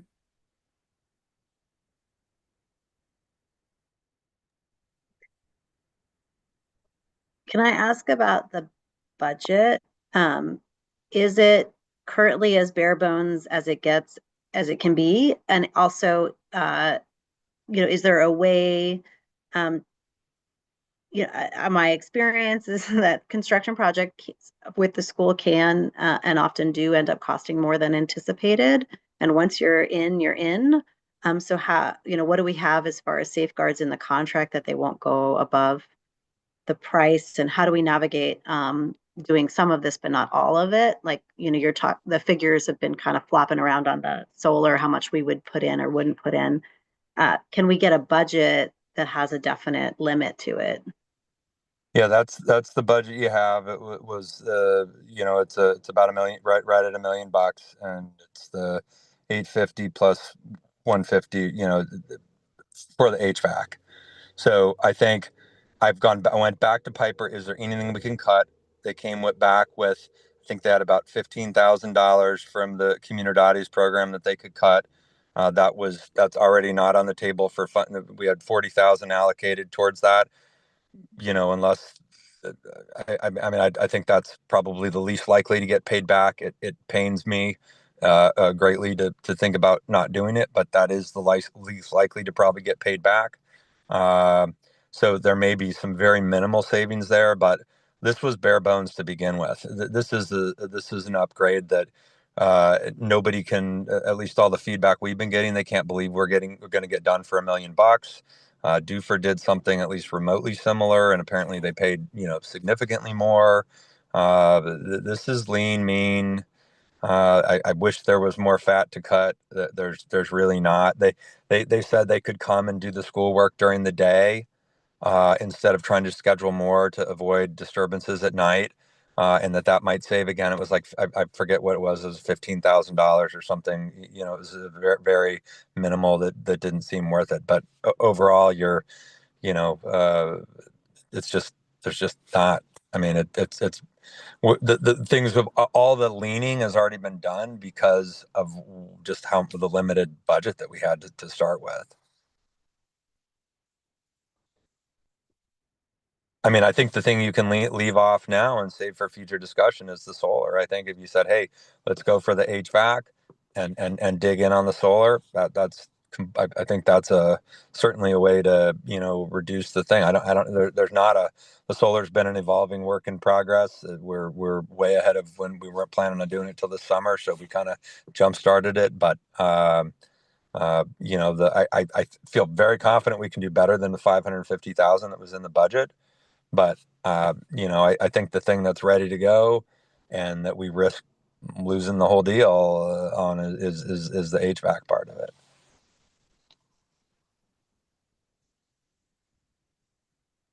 Julia, does that approach feel more comfortable to you to just pause on the solar, move forward with HVAC, and then pick up the solar conversation later?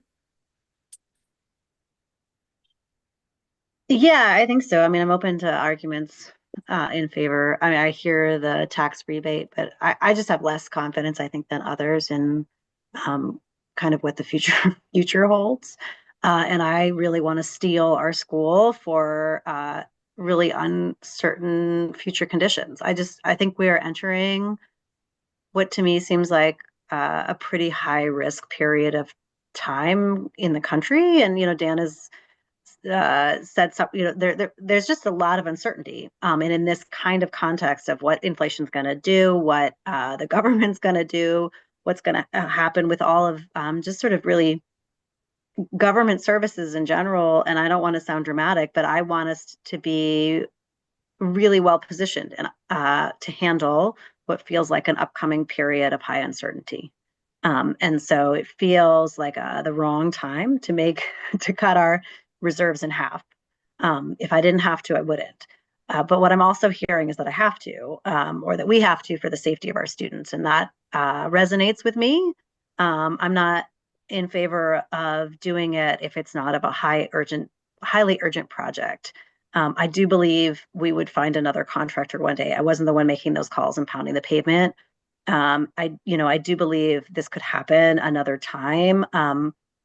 But on the other hand, I also hear that like the situation in the school is unhealthy, and this is actually something that has to happen now. Like, sort of what I was saying is like before was it was more along the lines of like, let's fix it when it's broken. And what I'm hearing from people who know the building and understand construction better than I do is that it's currently broken, essentially.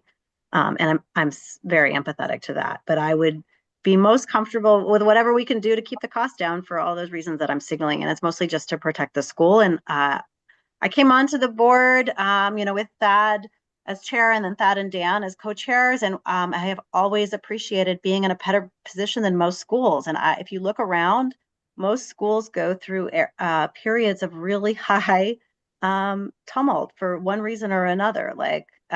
And that day, I just think will come, and I want to be in a position where we can protect ourselves. So, yeah. I hear a lot of support from the other board members with moving ahead. I don't know the building. I don't know the financial situation as well as Avelia. I don't know the building as well as Brent. So I'm not going to hold it up. But I think if we could hold off on solar for now and start with HVAC, that would make me more comfortable. And maybe we can pick up the discussion of solar in the next board meeting. Certainly. And I really appreciate everybody's patience with my questions.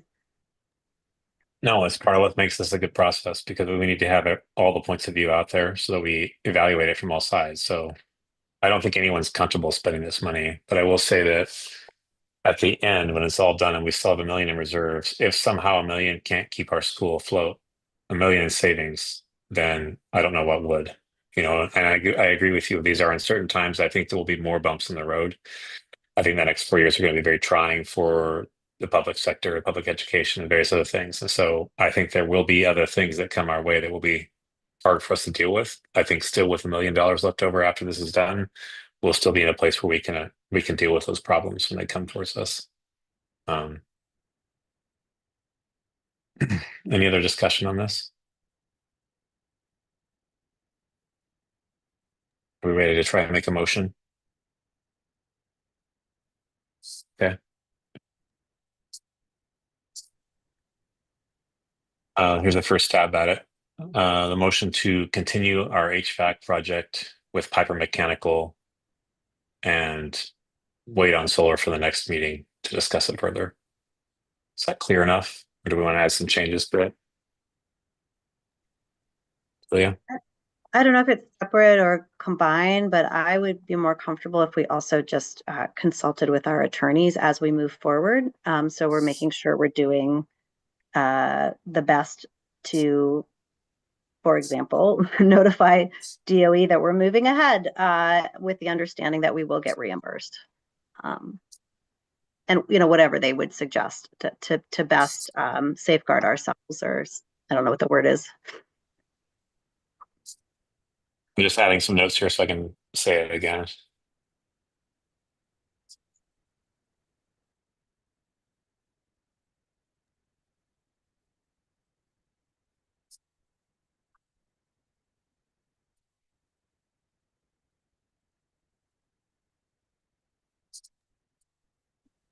And maybe in the motion we might not have to be specific about talking about solar at the next board meeting. If it's not really time sensitive, we might be better served if we let things kind of Yeah. go out a little tiny bit more.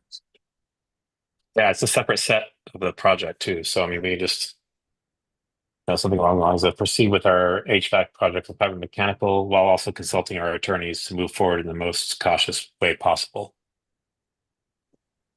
I haven't looked at these contracts. I don't know how bound up, if, for example, the 50K for Matt is, whether that's already divided between these two projects, or the 6K for Jill's Maynard's work. I assume that there's going to have to be some looking at the different pieces of this, but maybe it's already divided along those lines in different phases. Yeah, and part of them are, I mean, Matt's already working with, trying to work with engineers and say, okay, can we put up this thin film instead of these other solar panels? He's already been up and evaluated all the roof structure, and so has Brent, for that matter. And so I think while the projects would be separate in the end run to pay for them, the prep for them is all kind of combined because they're all connected in some ways. Yeah, I don't think there's really a good way to necessarily tease that out. I would say if we decided we weren't going forward with insulation windows and EV chargers, there'd probably be some reduction. You could probably get some savings there in time, but I do think, Dan, we do want to at least reference both also continuing with to proceed with contracts with both the owner's rep and the grant reporting for Matt and Jill. How you word the one thing that would make me a little cautious, if you tell an attorney proceed as cautiously as possible or something like that, I Right. don't, that seems like a hard direction to be in line with. What I could see having them do is, this is the same exact contract that our lawyer already approved. I mean, in terms of like all the body and attachments. So I could say, have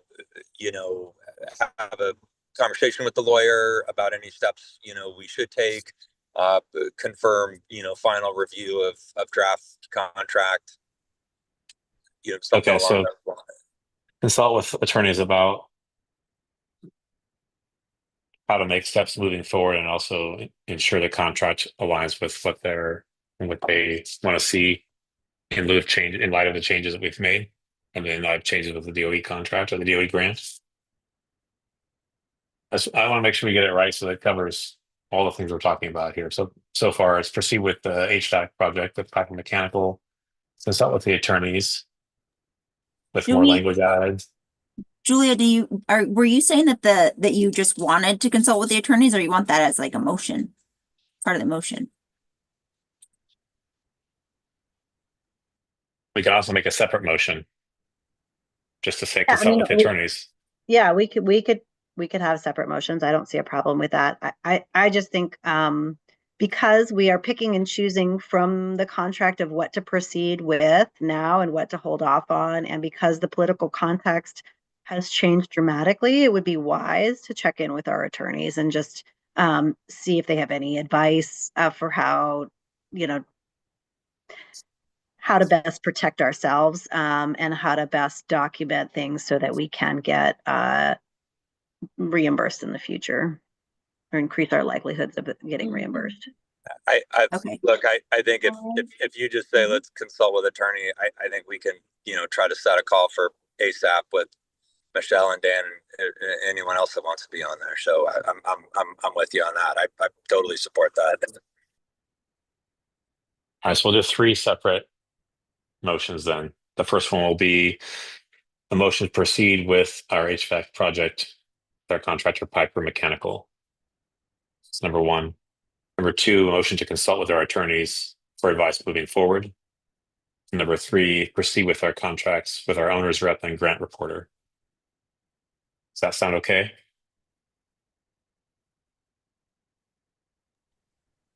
Good by me. I think so. Fine. Dan, the Amelia. electrical contingency part, that's part of Piper's contract, correct? Correct. Okay. Okay, let's do the first one then.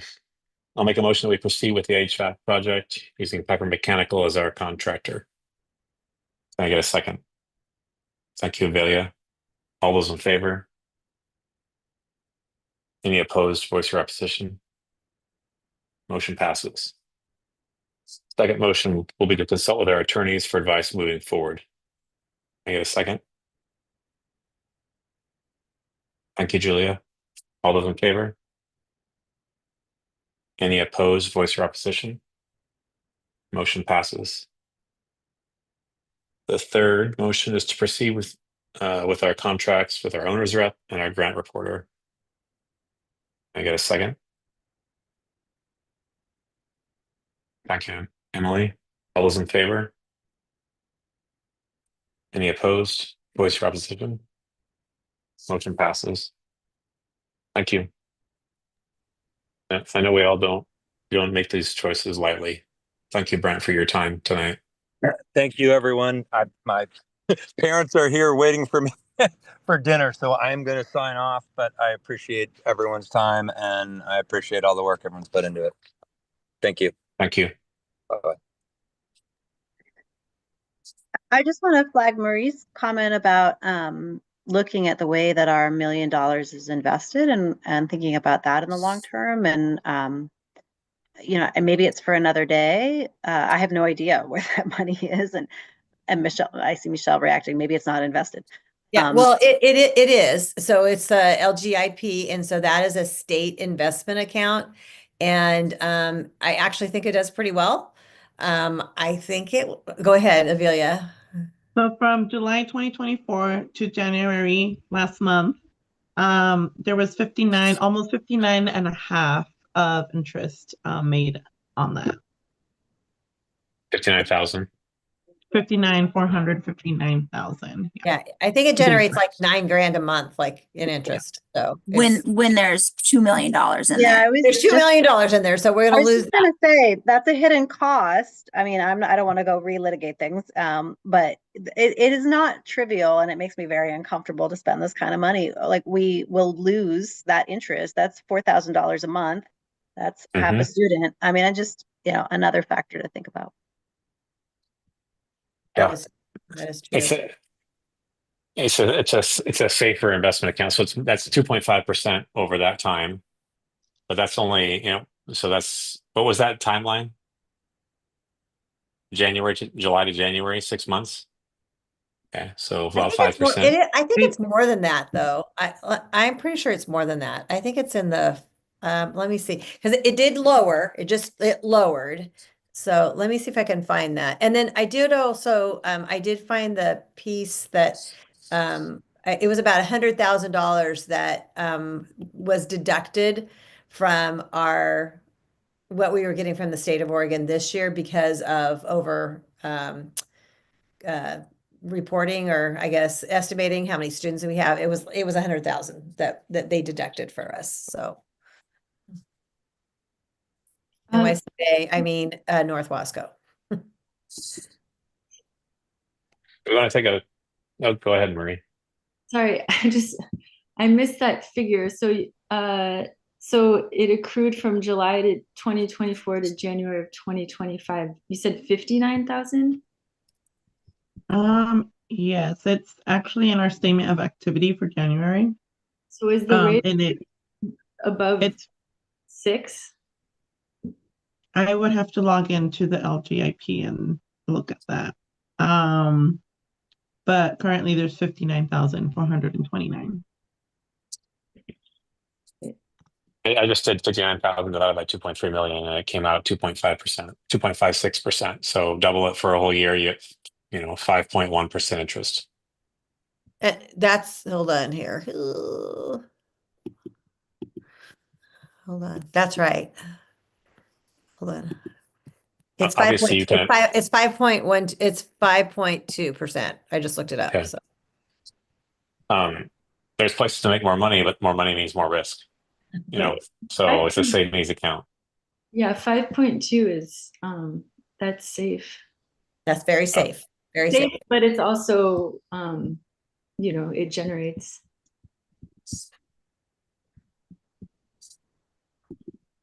Okay. Is everyone feeling good and we want to keep going? Would you like to take a quick 5-minute break? Keep going. Okay. All right. So we'll consider item number 9, the DOE grant update, finished, and we'll go back to item number 8, ED report, and finish that out. Okay. All right. I'm gonna go back. Let's see. So the strategic planning, we're gonna do, Jen, you want to go ahead and talk about that? Yeah. So tomorrow we have the second phase of the moonshot activity. We'll finish it up with the staff tomorrow, and we'll be ready for our next strategic planning meeting, which is next week. So we're almost done with that with the staff.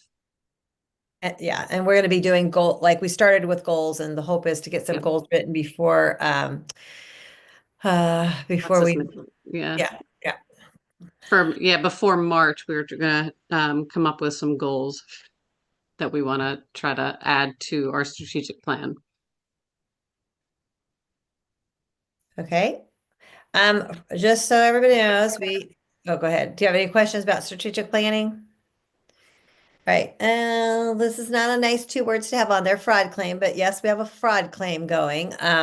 Back in June, oh no, I guess it was September. I'm sorry. So in September, we had ordered some curriculum from a place that we order a lot of curriculum from. And somewhere along the line, we found out in January that they never were paid. Veronica had sent an ACH payment. Do I say? I'm not sure if it, but a check payment basically over line. And from our end, we were told that they couldn't ship it unless they got that. And the miracle was they did ship it. So we thought everything was had been paid and all that. They're saying that they never got the money for it. Then Veronica and I were like, okay, who do we believe? The people she paid, or the people who were saying they didn't get paid? And we went round and round. Veronica did a lot of phone calls with that. It turns out that they told us, the company Accelerated Learning had said that they did have some phishing activity on their end that they never really like told us about, and that they had some other customers that had that problem. We reached out to our PACE people, and they started a claim for us, but it's moved over to AIG is the one that is going to do that. We are covered. What was explained to me is this, like, if you get in a car accident with somebody, your insurance companies, figure out who's at fault and who's paying for what. So Veronica and I have stepped back, and our insurance agents are working with their insurance agents to figure out, whose fault it was. I can tell you that Umpqua Bank, when we talked to them about it, they're saying the fact that they waited so long to let us know about it, it was 4 months that they waited to let us know that there was an issue. They can't do anything on their end. And I think that's what AIG is saying, is that they feel like it was a crime against us because they didn't actually let us know about the phishing. They took 4 months to let us know that. So what we're doing is letting AIG go with the insurance company from the other side. If it comes back that it's on us, we have $1,000 deductible, and then they would pay the other 18. It was $19,000. It was, of course, the biggest thing that we had ever done. But what was explained to me is what happens is people wait, and they intercepted the invoice, and then they grabbed the invoice, and then and then started communicating with us about it. We have talked to them about how can that be avoided in the future, and it's really doing a phone call to say, us calling them to make sure that is the correct things that we're supposed to be sending it to. And the other thing that AIG told us is to use our Visa card as much as possible and not do the checks, because the Visa card would be easier for us to get money back from. So anyway, but the most we'll be out is $1,000. Right now, we've told them that we've already paid for the materials and we're not paying. And so we'll have more follow up on that. I haven't heard a whole lot but it's all in the insurance company's hands at this point. So and so one of the things that we did come up with is trying to get some business office procedures that are written and in place to help with the workflow on that, and to address like things like when this type of thing happens as well. I do know that I've talked to Summer a little bit over the just the course of the audit and things that we can do a little bit better. We have talked about, currently the mail just comes into Daphne and she goes through it. I believe that Daphne and I are going to probably start sitting down together and opening mail. That way we can see checks, and Dawn and I will log in the invoices so that we're watching what's going through as well. So we're just kind of tightening up some of those procedures. Observations, Jen, I'll let you go ahead and talk about that too. Okay, so Michelle and I have been doing observations. I was met as a team and created a new observation tool for licensed staff. And Michelle and I have started scheduling and doing those observations a couple of weeks ago with a new tool that we're using that just is a lot more streamlined and much easier for the teachers to really read it and see how they're doing. And we've really kind of moved everything electronically, which has been a lot easier. And I think, Michelle, are we halfway through observing or not really yet? Well, the 2 snow days didn't help us. Yeah, not at all. We had a bunch of observations scheduled those 2 days, so we're making up on those right now. And then once those need to be done before our next board meeting, because we'll on the next board meeting, which is March 17th. Now, normally we would like to have these done on March 15th, but the board meeting's on the 17th, the 15th on a Saturday. So we're just going to go ahead and we'll have contract recommendations for the board to vote on, and it will have all the people that we're going to renew their contracts. I can't imagine. I don't foresee anybody that we're not going to offer a new contract to. And then on the next day, the 18th, Sarah Reeves, our payroll person, and she's kind of handling all the online just contracts and keeping stuff up to date with all the employees on all that the type of thing, she will have a letter that goes out to all staff. So licensed staff, and then at that time, we'll also send it out to certified staff. I'm sorry, classified staff, and just said that, the board met, we're going to offer you a contract for next year, and then that will go out on the 18th, and then I believe we set the 15th, April 15th, as the deadline for them to return that, so that we know whether or not who's returning and who's not returning. And then that helps us when we're doing the budgeting, so we know what we've got. And like I said, we have also posted for a middle school position. I'm looking at the numbers. We'll have 60 students in our middle school next year. And my guess, it might be a few more than that. And that will definitely pay for to have the 3 middle school staff members. So we'll have all 3 of those classrooms filled. Any questions? The facilities, so we're still looking at the conversion of the garage to a music room. I actually went online on Friday, and Vanessa Yuld, I don't know, it starts with a U. Anyway, she works for Columbia Gorge ESD. Her and I applied for the TAP grants, and I can't tell you what TAP means. I just know it's a grant from the state of Oregon that we applied for that it's for long range planning. You can have up to $40,000, and facility assessment up to $40,000. So we normally, as a charter school, would have to go through North Wasco to apply for that. And as you can imagine, North Wasco said, no, we're applying for that. And we're going to take all that money.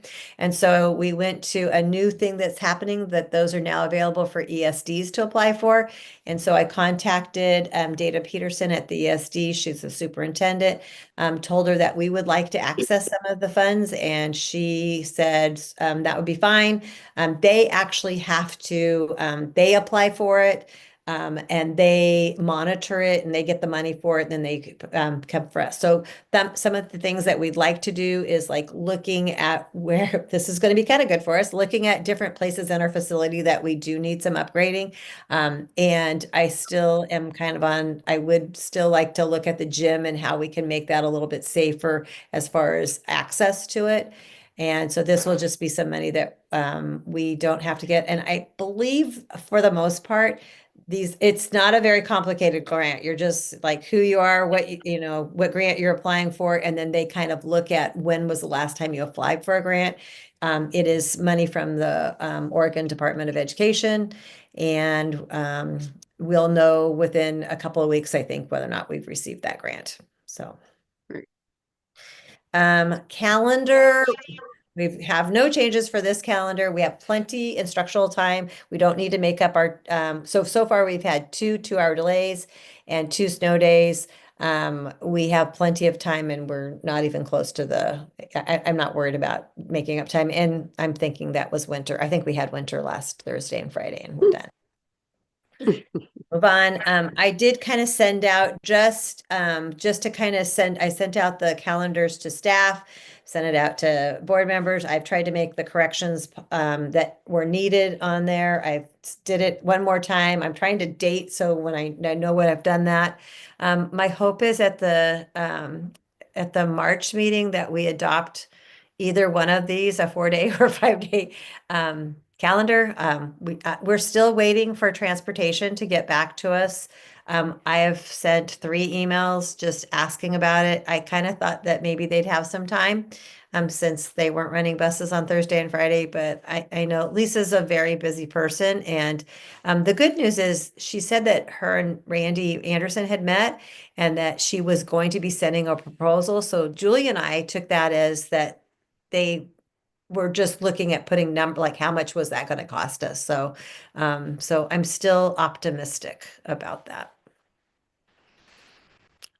Transportation, we're just trying to clarify so we're just still working on the clarifying of the starting times. And I do want to say, like with either of the calendars, I did look at the North Wasco calendar for 25-26 and tried to align our in-services and our assessment days with them as best as I could possible. Go Upcoming. ahead. Go ahead, Marie sorry. has her hand up. Go Oh, ahead, sorry, Marie. Marie. Yeah, I just had a question. As we continue to look at the calendars, and I've been spending time with them, that on the 4-day week, when we get the figure back from transportation, uh, will it include bus service on the Friday? Yeah, we won't have bus service on a Friday, other than on those whenever we have a Monday holiday, we have bus service on that Friday.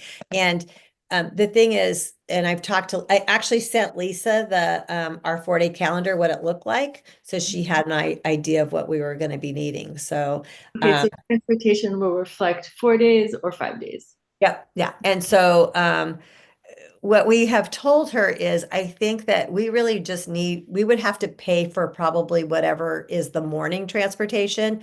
I believe that we could probably just use the 4 o'clock bus that they're already bringing kids to Mosier at 4 o'clock anyway.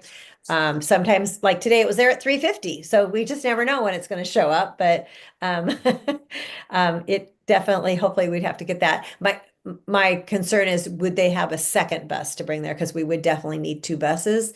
Although Julie and I kind of talked about it could flip-flop that we have more kids riding the bus to school if we have an 8 o'clock start time, and less kids and more kids getting picked up in the afternoon if we're going till, 3:40. We might have more parents that come get their kids. I don't know. We'd have to probably do a transportation survey to all of our parents to find out, like, if these are the start times and the stop times, Right. will you be using will you be using transportation or not using transportation? So, Julia. I think Emily beat me. Go ahead, Emily. Okay, am I? I just have a question, but I know you've been thinking about this, Julia, so I'd love to hear you first, actually. I was gonna say 2 things. The one was that our thought was, once we had the figures back from transportation, we would have like a special meeting just on this topic, that probably in person, and invite others to attend on the 4-day, 5-day week. And the other was just for Michelle. One of the things I found really helpful was to see the instructional hours on a 4-day and a 5-day week, and it was actually slightly higher on the 4-day week. But having that for people to understand, because if you just look at the contact days, it can look like a bigger difference, I think, than maybe it does otherwise. Those are the two things I had. Awesome. Emily? I was wondering, so we've got the 4-day, 5-week conversation, and I know that the 4-day week has different start times associated, or different arrival and departure times. Is it still on the table to potentially shift to a later start time, even if we stick with a 5-day? Again, that's up to North Wasco whether or not they can give us a bus. Yeah, and we probably have to pay for that bus. So, I mean, I think anything's on the table right now, right? So we're just kind of dreaming it. I, the thing is, if we had a later start time, we'd have to have a later ending time, and so we might have a cost at both ends at that point. So, the one thing I do want to say, like for instructional time, when I was looking at it, because they have an early release, we gain, because it's 4 hours every month where our kids are in school longer than most schools that surround us. So, Marie, Hey. she's my kitchen buddy.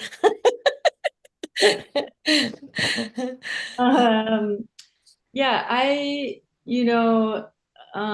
as you all know, I'm pretty concerned about, academic outcomes and the achievement gap, particularly coming out of COVID, with some kids having lost, almost a year and a half of time.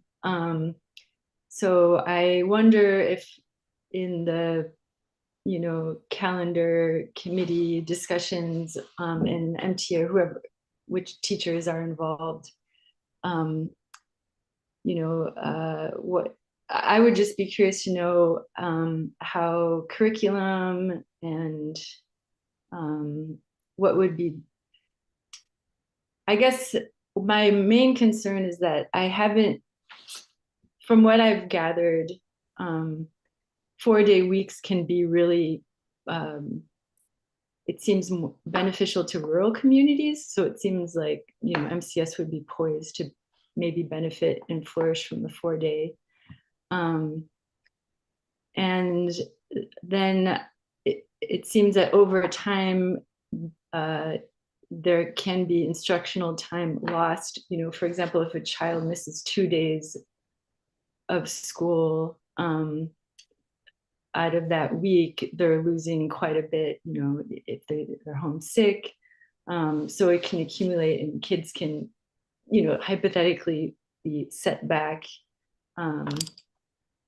And I have worries about transitioning to the 4-day or any kind of arrangement where there's less time or risk of kids falling further behind coming out of the pandemic. So, I would love to hear how, not only the 4 versus 5-day week impacts kids, socially and emotionally, but how we can ensure that whatever calendar is adopted, that we're setting the bar very high. I'm very, very concerned about the proficiency, falling so low, under 40% in some areas. How can we get all the kids 85? I mean, I want to say 85%, but the state proficiency, 80%. How can we get all the kids to 80% by the 5th grade? Because we know that kids will have better life outcomes if they're prepared by the 5th grade. So I'm really concerned about that, and I'm open to any calendar arrangement that is banking on the kids being 80% proficient by the 5th grade. Yeah, I would say like our goal really is for all of our 3rd graders to be reading. So that's actually that's my, I think Jen and I have that both as our goal, because that actually is, kids reading by 3rd grade actually is the biggest determination of how they're going to do for the rest of their school. Because if they cannot read, they can't access the rest of their education that way. So that is where a lot of our focus is going right now. And that's like Janet Baker telling you about, the Dibbles testing. And so we're really targeting kids. I'm so excited about our K1s because I got to tell you, like, I think there's only 3 kids that we have some concerns about.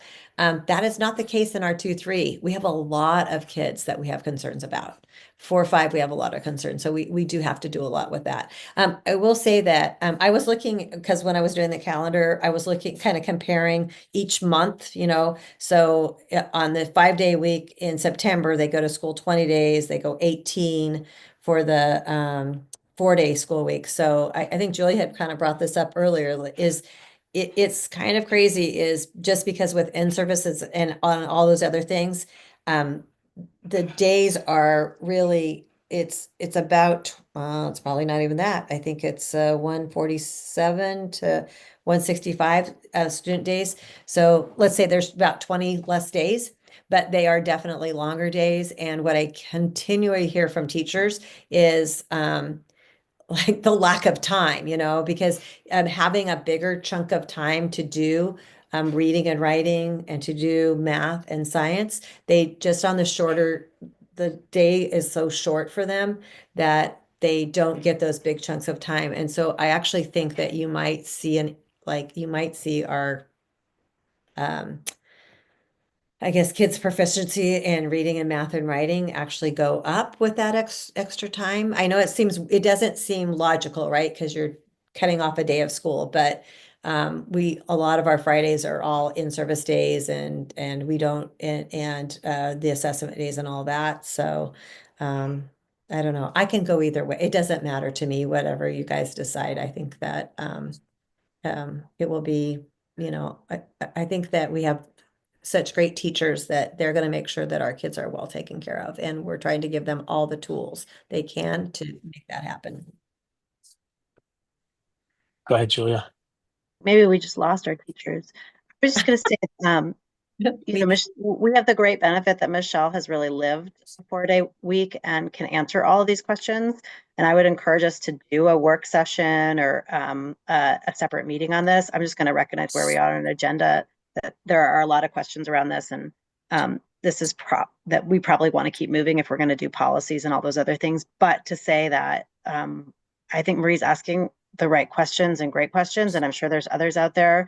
And I was super impressed when I sat down with Michelle at her ability to field those questions. So I think we should have that time. And hopefully we'll get transport figures very soon. That's it. Yeah.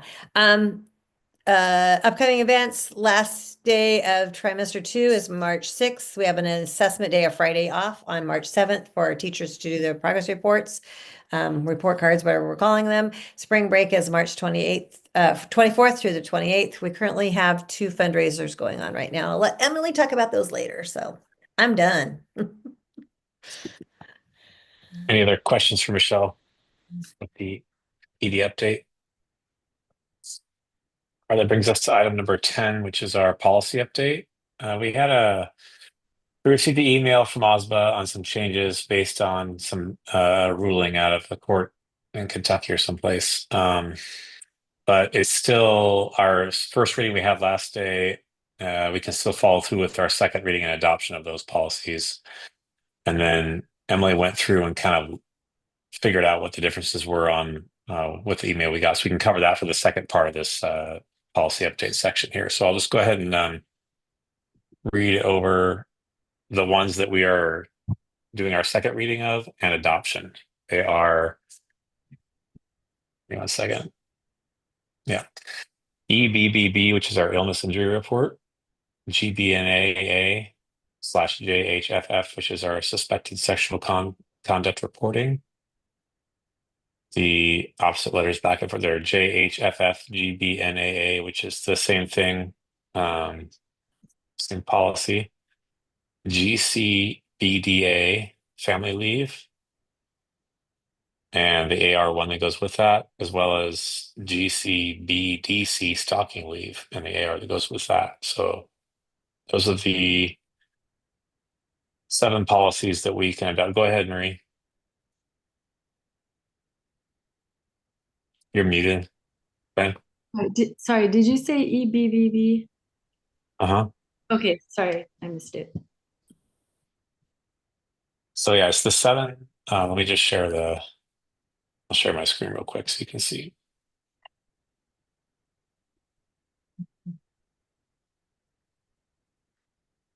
It's these here.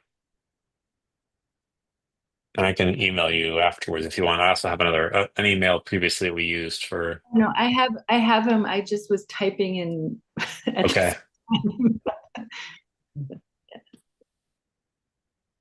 So that's our second reading there. And I don't remember if we have to vote on adoption or not. Emily, do you remember? I think so. Yeah, Okay. didn't we pass a motion on it last time? Maybe I just don't remember. I'll make a motion then that we adopt the policies as read. Can I get a second? Really, gotcha. Thank you, Julia. All those in favor? Any opposed, voice or opposition? Motion passes. Emily, do you mind following up on the B section there for the judge's ruling with OSBA sent out to us? Yeah, there previously in the November policy update, there were quite a few that OSBA had suggested or required changes on.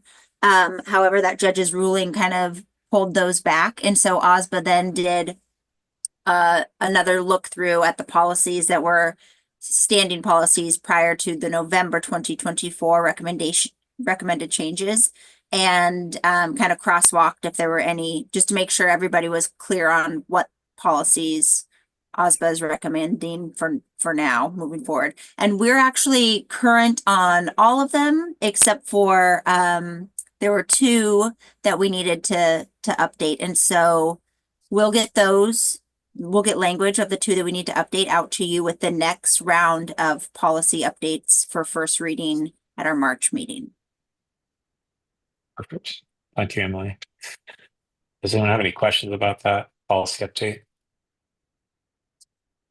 Yeah, that'll bring us to committee reports. And McKenna has stepped out, so fundraising we'll do next time. I can post the slide again for our events coming up, but we're getting close to our adjournment. So let me post the slide one more time. If everyone would like to see that, let me know if you want to see it. If not, I won't post it. You want to see it? Okay. Yeah, let's see it real quick. Thank you. Okay, 1 second.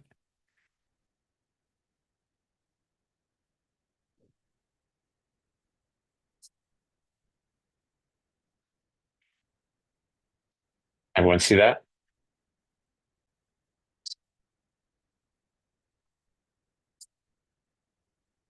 So Dr. Seuss Week, that's where we lead off. Skate night again on the 14th.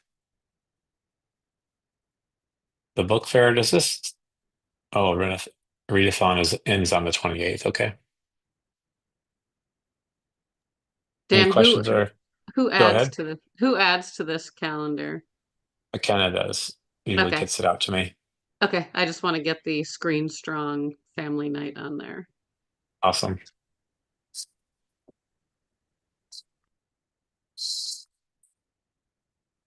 That's March 18th, which will be the day after our next board meeting.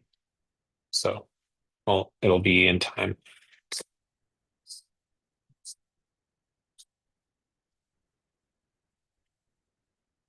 All right.